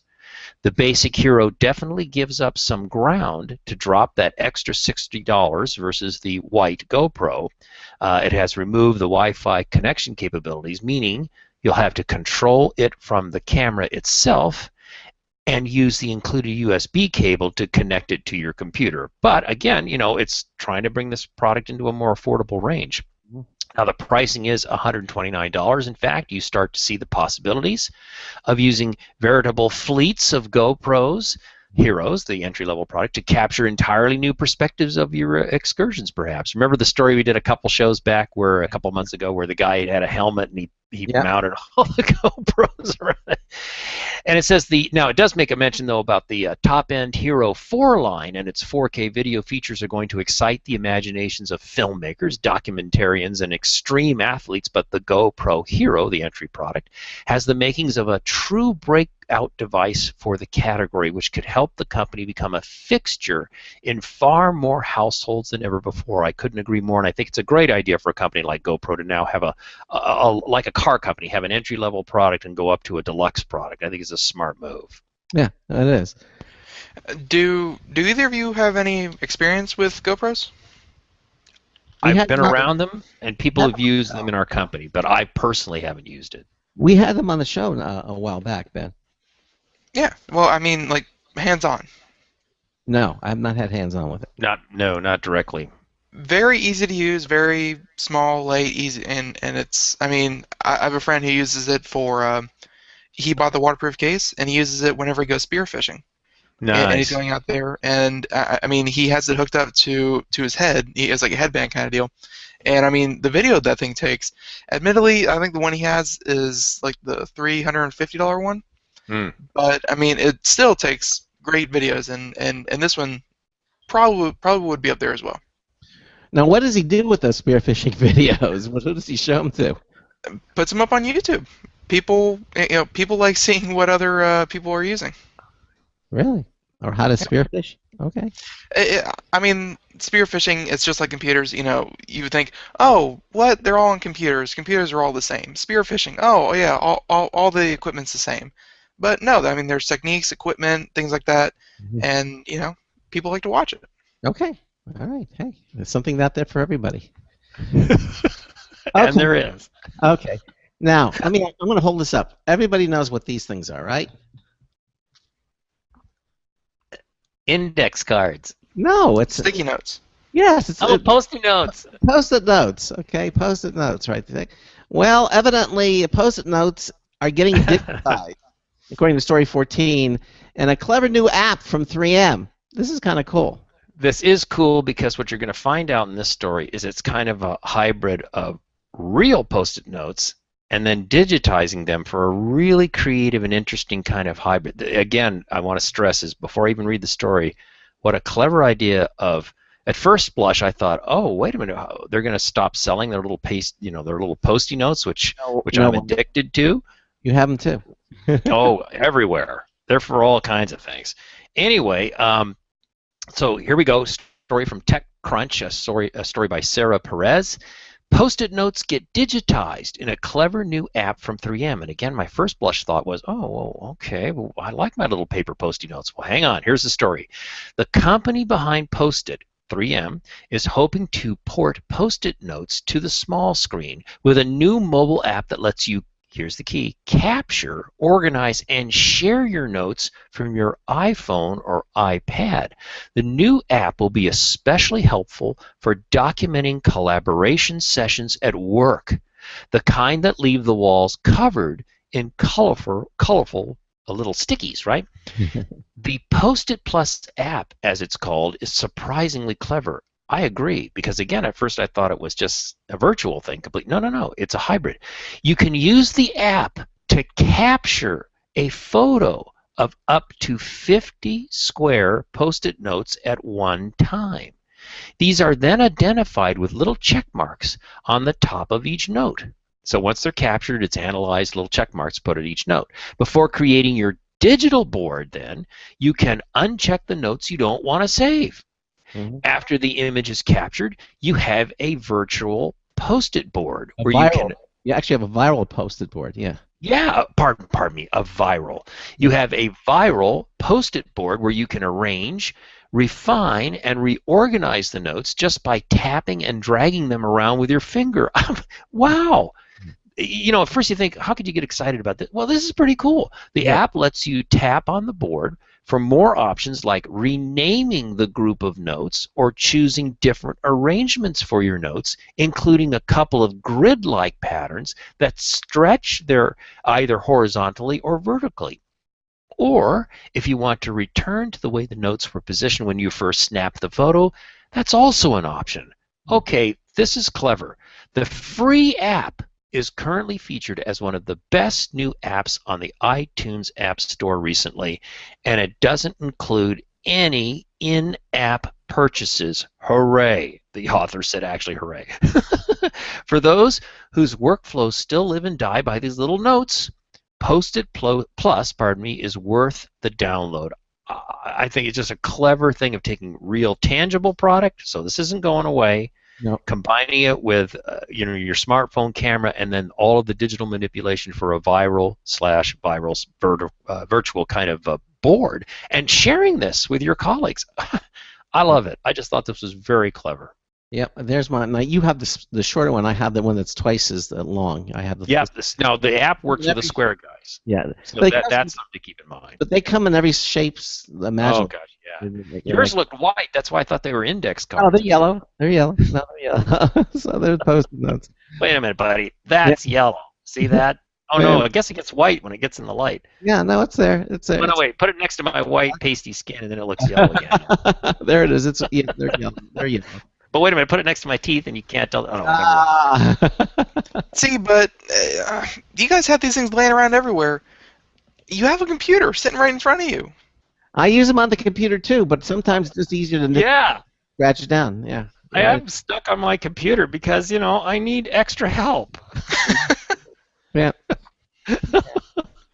There are some things that translate well into the digital world, but sometimes some things just are better the way they are, and the Post-it notes certainly can be that way. Maybe it's a generational thing, Greg. It could be. Greg, but Post-it notes are still something near and dear to my little heart. I love them. Ben, when was the last time you used a Post-it note? I mean, a Post-it note as opposed to scratch paper. I mean, I use them for the same thing. To me, it's a stack of little scratch paper. It's not. Oh yeah, exactly right. It is. But it's not like something I'm going to stick somewhere and remind myself later. I don't use it to remind myself. I just use it as scratch paper. Okay. I'm not going to stick it. I actually use my Outlook calendar to remind myself. If you could see my Outlook calendar, you would laugh. Yeah. My days are filled with non-meetings that just say reminder, and I'm flagged as not, available, so my colleagues can see that I could be booked for a meeting. But I have loads of these. Don't forget to call someone. Don't forget to do, and it's all in my calendar. It's a perfect system for reminding me. It's my Post-it notes. All right. Well, coming up with more stories, Vizio, a 70-inch class Ultra HD TV. We're going to be talking about that. This is the Computer America Show. We got our show reminder winner of the week coming up. Ralph Bond is staying with us. We'll be right back. Don't go anywhere. This is a special alert to all Americans who own a vehicle with less than 120,000 miles with an auto warranty about to expire or no warranty coverage at all. Due to a decline in the economy and major car companies filing for bankruptcy, Cover America Auto Care has announced revolutionary, inexpensive mechanical breakdown coverage that is now available to the general public to save consumers thousands on auto repairs. An open phone line has been established for drivers to call who own a vehicle that is less than 10 years old for a free 5-minute quote and to see if you qualify. The number is 800-483-2514. Drivers who are covered with this auto protection will not have to pay for a covered repair again.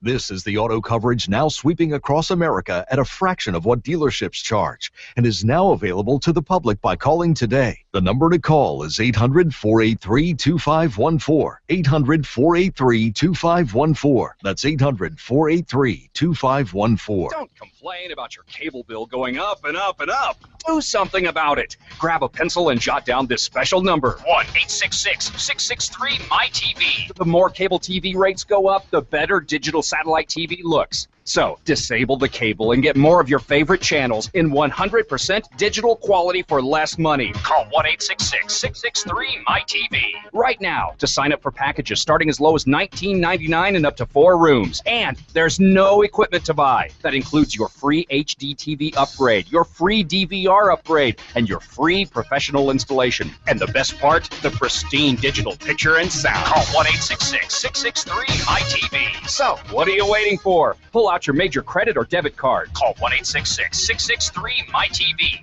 1-866-663-MyTV. Disable the cable, cut costs, and get more. Call 1-866-663-MyTV. 1-866-663-MyTV.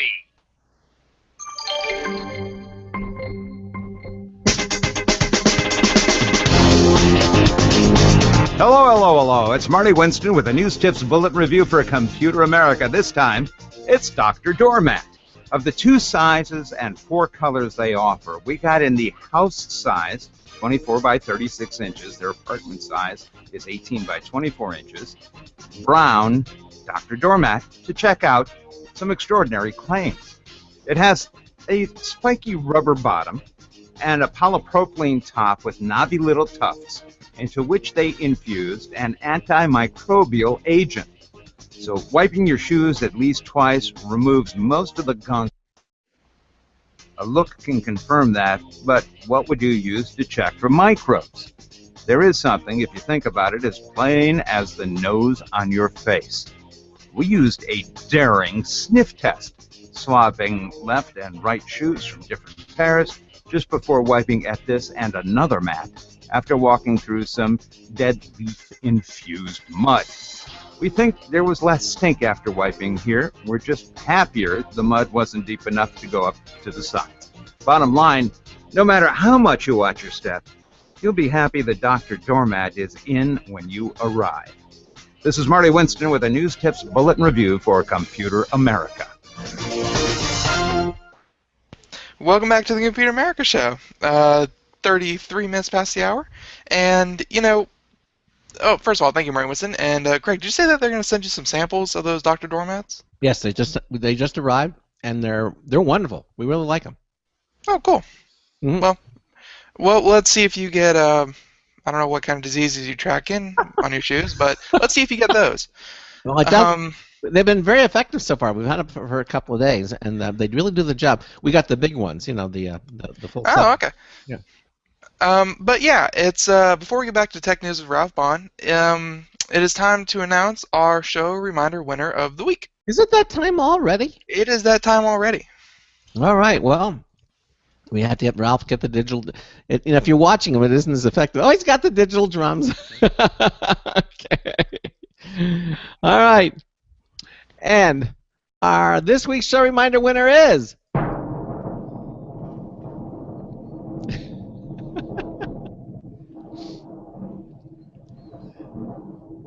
You tired yet?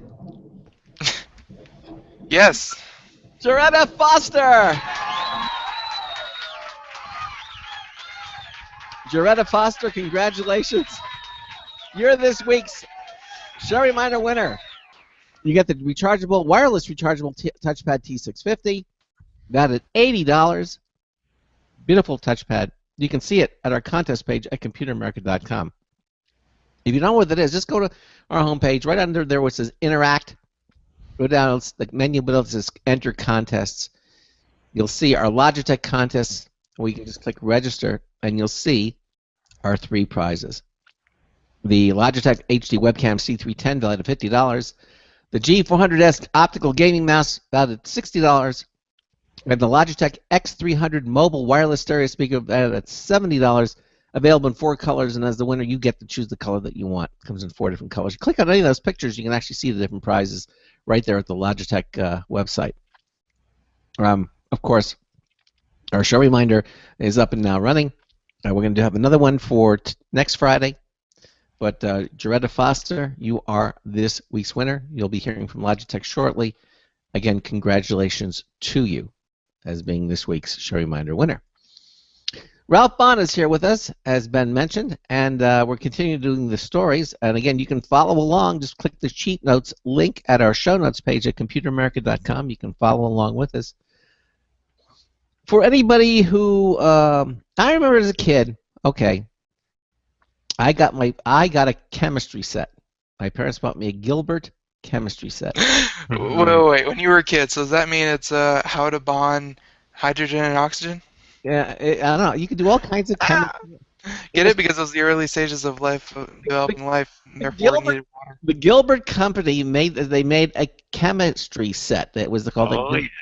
And you remember those, Ralph? Okay. Absolutely. And my parents got me like one of the deluxe ones, so they had all different levels, and I think the top of the line came with a thermonuclear reactor or something. But came with a potato in the pack. But this one still had all this was like one of the top ones, the deluxe one, and it was really beautiful. I still remember it to this day. And you can experiment and all kinds of interesting things.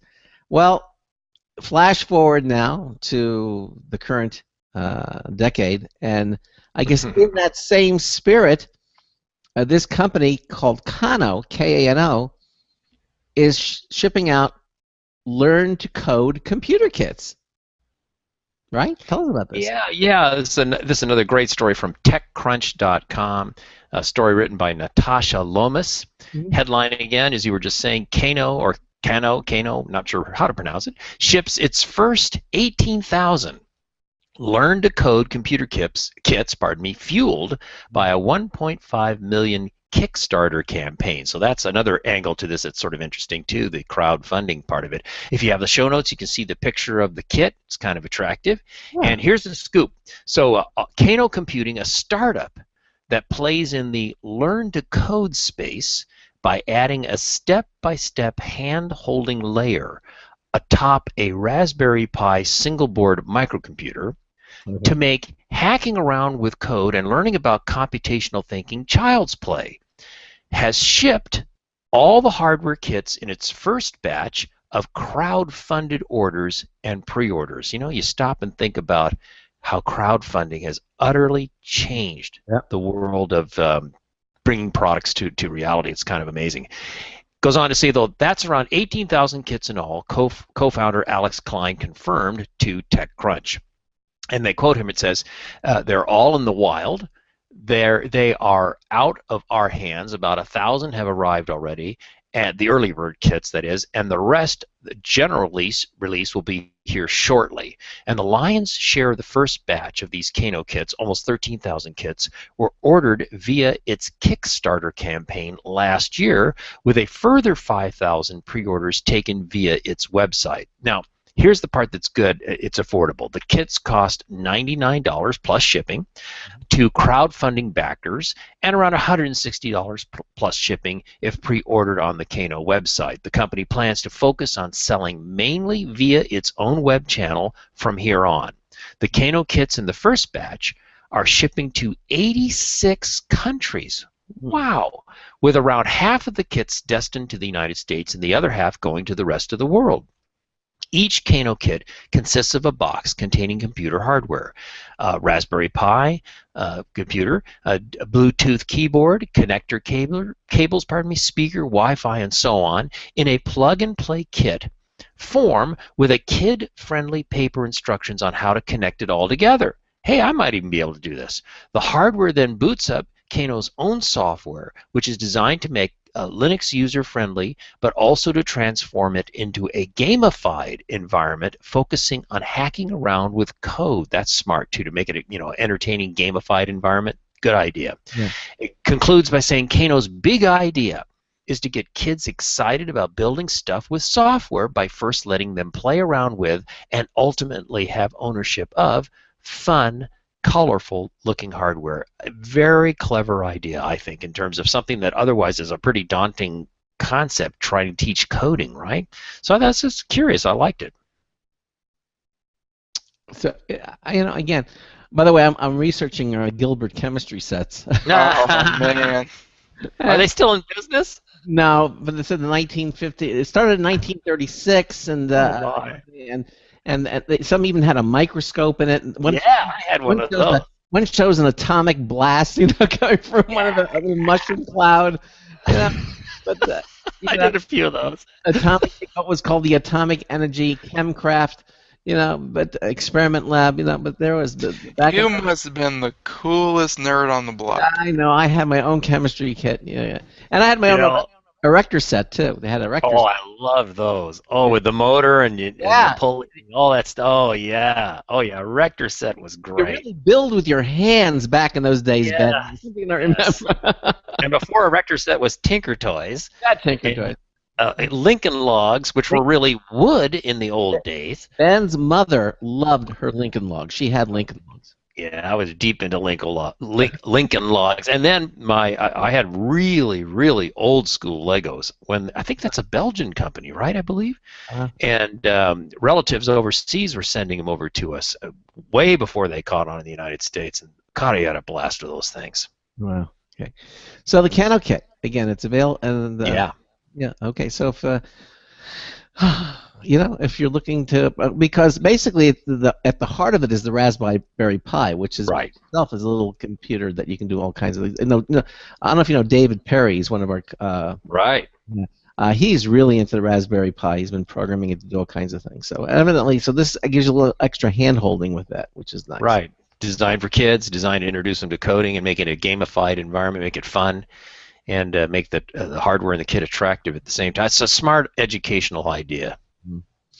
Okay, so I want to move down to this story 16 because this is looks like, you know, there are people out there say never went to the moon. You know, it was all done in a sound studio. You know, back in the 60s, and you know, it was all phony. And you know, anyway, the story NVIDIA is now debunking moon landing conspiracies with new graphics tech.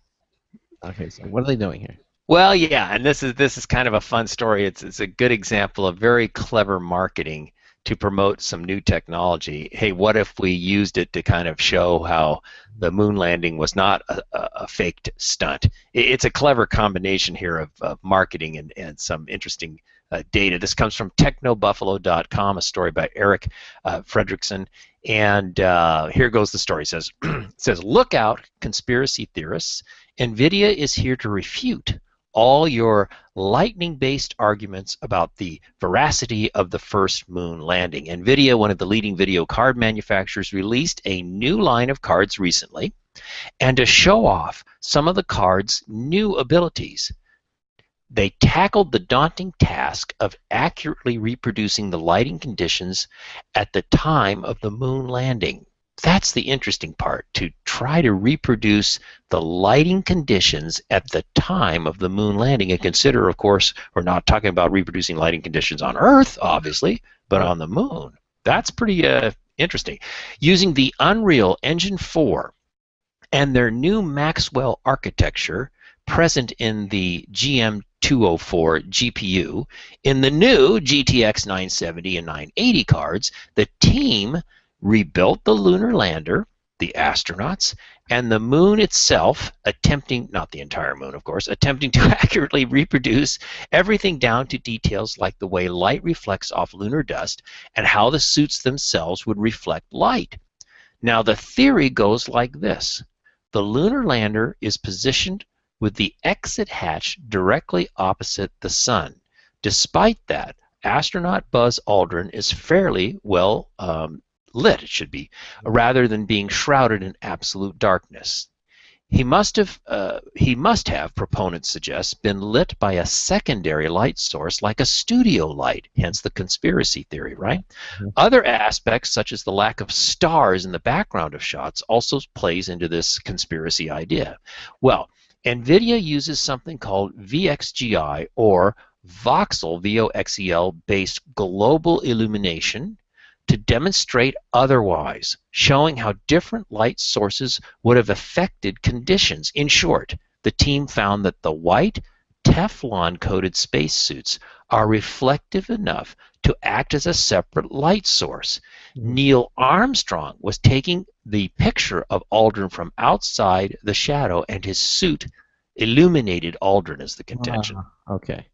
Interesting, huh? As for the lack of stars, the team used that global illumination to show that due to the amount of light from the sun, both direct and reflected, the stars were drowned out. Mm-hmm.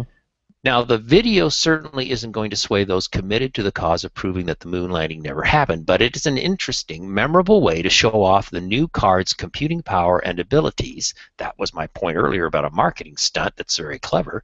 And it shows some of the non-gaming applications of a powerful card like this in the scientific fields. Another excellent point. So I just thought that all the way around the story intrigued me, and I thought it'd be fun to share it.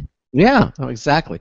I had not heard things. So the light that was bouncing off of Armstrong's, Neil Armstrong's white suit, yeah, was taking the pictures of Buzz Aldrin was enough to light him up. So they contend, right? And then they also contend the lighting conditions were such that the stars were all drowned. Would have been, flushed out, right? Exactly. You would just have a. Think of all of the Discovery Channel shows that just got nullified thanks to NVIDIA. Ancient aliens. Yeah. I believe. Okay, Well, there's still always Shark Week. Very true. that is very true. Yeah. Okay. So let's talk a little bit about hardware. And this is story 18. Vizio, very Yeah. TV, affordable. They're in was it Sam's Clubs or Costco. Costco, yeah, that type of thing. Evidently, they've introduced this series, a P series, P as in Paul, P series, 70-inch class ultra high definition TV, and they actually did an unboxing. It looks really. One of the things I like about these new TVs is that the bezel is so thin. It's so thin. It virtually has, you don't even see the bezel on these things anymore. Oh, yeah, they're just amazing. This is a fun story. So from technobuffalo.com, a story by Brandon Russell, and it's actually talking about a TV unit they bought for their new office and going through the whole process of taking it out of its carton and setting it up and running it through its paces. So it's kind of a fun story. It's not just your usual product review, but he said, the story says, we just moved offices here at Techno Buffalo, and the first thing on our must-buy list was a new TV. The market is quickly barreling, moving toward the 4K standard. Gee, no surprise. Mm-hmm. So we jumped on a great new 4K P-Series 70-inch TV from Vizio. Now here's some, get a load of this, guys. Some of the 70-inch class ultra-high D specs include a V6, that's 6-core processor, full array LED, ultra-high def, 240 hertz refresh rate, very important for sports and high motion stuff, right, guys? You know this. My current TV is 120, and it's okay, but 240 would be great. And active pixel tuning. If those specs aren't enough for you, the TV itself looks beautiful, as your point made, Craig, with minimal bezel and plenty of ports. I also like this, and one of the things that bothers me about some of the products I own, I don't have enough HDMI ports. But anyway, this one has 5 HDMI ports, 1 component, and 1 USB for your consoles and media streamers. And you can see more. We've got a link in here for you to go and see more about the product. The retail price, okay, it's not cheap, but stop a moment and think about 70 inches and ultra-high def 4K, basically $2,500 is the suggested retail, $2,499.99, right? And not that terribly long ago, a 70-inch, 1080p TV was pretty much in that price category. So as far as 4K goes, the pricing, availability, and other things, which is another aspect of this story, is definitely coming along. Yeah, absolutely. And again, it's a beautiful looking TV. Really. Yeah, and I have a Vizio. I got one, three months ago, maybe 4 months ago, a 40-incher for less than $400 at Costco, and I'm very happy with it. It's not a 4K, of course, but I mean, it's just a great little TV for the price. And Vizio is based out of Irvine, California. Now, obviously, the stuff is made overseas, but it is kind of an interesting company. To your point, Craig, they kind of specialize in selling in outlets like what Sam's Club, I guess you mentioned, and I know they're at Costco and a few other, and Amazon.com is a big outlet for them too. Absolutely. We have a little time to do a couple more stories. This story 19, we actually talked about this earlier, but a company called NewerTech, which is a really OWC Otherworld Computing, they introduced a wireless aluminum keyboard for the Macs. And one of the things I liked really about this this numeric keypad is a little. If you look at the picture, you'll see that there's a little plastic thing that attaches to the right side of the keyboard, so it makes it look like it's all one continuous keyboard, which I thought. Yeah, and for Mac users, great product here. My wife is a keypad addict. I mean, she's really good at it. I mean, she can just. I mean, it's just amazing to watch her do it. She can do it without looking too, which just blows my mind. Anyways, you were saying this is from a company called NewerTech, so N-E-W-E-R, then Tech. NewerTech wireless aluminum keypad for Macs is released. This story comes from their press announcement.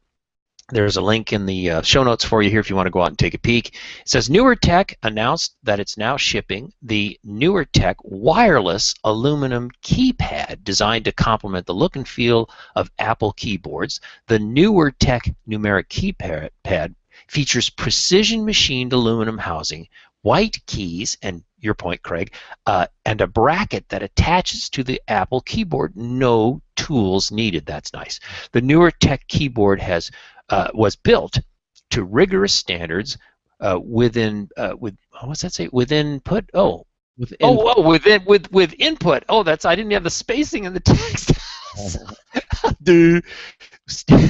Built to rigorous standards with input from accountants to get every detail of the full-size 28-key numeric keypad just right, including key throw, feel, design, size, and connectivity for maximum number crunching workflow excellence. Someone like my wife would probably know what key throw means, for one thing, and would probably get off on this, definitely. Pricing and availability. The NewTek wireless aluminum keypad is priced at $54.95, and if you're like my wife and you really use a keypad, that's not a bad price because it's a very important tool for all of her numeric entry. And it's available for immediate purchase through OWC. Other World Computing, yeah, or Maxim. There you go, which I know you guys know all too well, and other major retailers. So check it out. All the information's on the show notes. Exactly. And finally, you know, obviously Apple's watches are just around the corner. But if you can't wait until then, Garmin has something interesting for your wrist called the 920 XT. And they're saying it's as high end as you can get for a GPS sports watch. This looks really Yeah. A nice looking watch too. Again, if you have the show notes, friends, you can see the picture. It's I think a very handsome. It's a thick watch, like so many of these watches are, but you know, it's well designed and the display looks really good. So this comes from the UK website that I love. It's a fun website, pocket-lint.com. Story by Elise Betters. I've done a lot of her stories in previous shows. Good writer, good stories. The headline is Garmin's new Forerunner 920 XT is as high end as you can get for a GPS sports watch. So here's the story. It says Garmin's latest GPS sports watch, which is easy to say if you have a mouth that works, is chock full of features and doubles as a personal trainer. It's the new Forerunner 920 XT, and it isn't exactly cheap.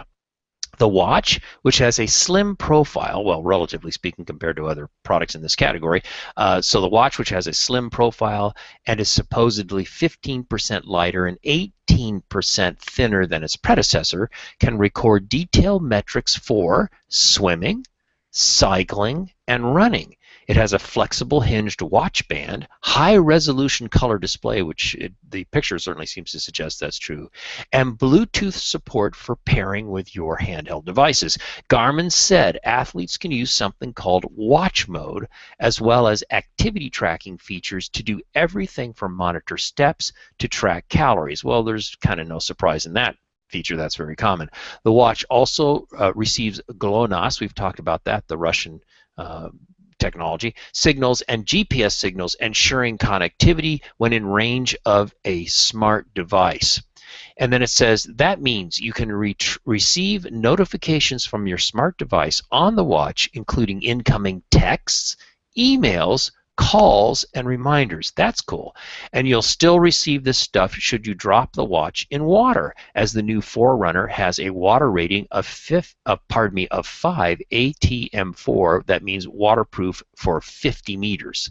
You can even pair the watch to a heart rate monitor. Now that got my attention. Runners should find that feature particularly useful. In fact, runners should enjoy many of the Forerunner 920 XT's features, such as the ability to track cadence, vertical oscillation, ground contact time, etc. So if you're a geek and a runner in the extreme, in both categories, this sounds like it might be for you.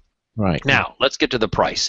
The Forerunner 920 XT is available in the following color combinations: black and blue, or red and white. It's like black and blue or red all over. Anyway, never black and blue or red and white. It will cost, and they give the UK in pounds, but the US would be about $627.52 for the US, or for the premium version, $675, roughly speaking, US, for the premium heart rate monitor bundle. When it launches in the 4th quarter of this year. So it's not available yet, but coming up for the holiday time period. So, you know, pretty cool. And like you say, this whole area of watches, I think Apple has a chance, though, because it's Apple. Yeah. And because there's so many iPhone users and iPad users and such and so and blah, blah, blah, to probably walk away with this category, and everybody else will be kind of niche, carved-out players. But be that as it may, interesting watch, and has a lot of features for the extreme geek / extreme runner, if you're one and the same. Well, listen, we're pretty much out of time, Ralph. There are other stories that we didn't get to, but of course you can just see them at our show notes page at computeramerica.com. What's going on with you and Autodesk? Anything you want to mention real quickly? Yeah, I do want to mention one thing that we announced this week is the winners of the 2014 Autodesk Excellence in Infrastructure International Competition. Now, if you're a civil engineering geek, this is really something you want to check out. You can go out to Google and key in the Fold, which is our blog for Autodesk, in the Fold, and then put in infrastructure or 2014 awards, any keywords like that. It'll take you to the story we put together and projects from around the world and really great examples using the latest in technology to help make civil infrastructure projects cost less, get delivered sooner, and get the most out of our precious taxpayer money as possible. So check it out. All right. Well, again, Ralph, thanks so much for being with us. You'll stay with us till our after show little video. But thanks again for being with us here. I guess we'll see you the next second Friday in November. Okay? You got it. All right. Now, coming up, obviously we've got the weekend, and then coming up on Monday, we're going to have a company called Content Raven. Basically, 90 seconds. You can control, secure, and analyze any file anywhere with this. So whether you're using Dropbox, or SharePoint, or any of these others, sharing with Content Raven, it works with whatever online file sharing solution that you already use, so you can easily secure, track, and analyze what you share without interrupting established workflows. They're going to be on the show in the first hour, and then in hour 2, Computer and Technology News, brought to you by Slimware Utilities, 60 seconds. The official optimization software of Computer America. Hey, everybody, have a great weekend. And we're going to see you back on Monday night. Going to catch a good movie? I don't know. Anything good out, Ben? I don't think so. The new Dracula movie just came out. Oh, the new Dracula movie. Okay, there you go. So that's something to catch, if you want to catch Dracula. They did away with the creepy accent. Yeah, I'm glad. It's about time. Well, that was an accent? Oh. It was an accent, yes, exactly. Anyway, have a great weekend, and Ben and I will see you on Monday night. So until Monday night, this is Craig Crossman hoping that your hard disk never becomes floppy. 10 seconds. Have a great weekend. We'll see you Monday. Good night, everyone.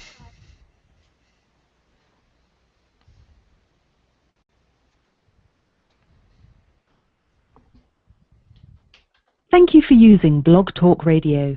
Goodbye. Okay, and again, thanks to all of you for watching us on our Google Hangouts, a live Computer America video streaming page. And thank you for watching, and I guess we'll see you all Monday. Again, Ralph, thanks so much for being with us here. We'll catch you next second Friday of November, okay? All right, looking forward to it. All right, good night, everybody.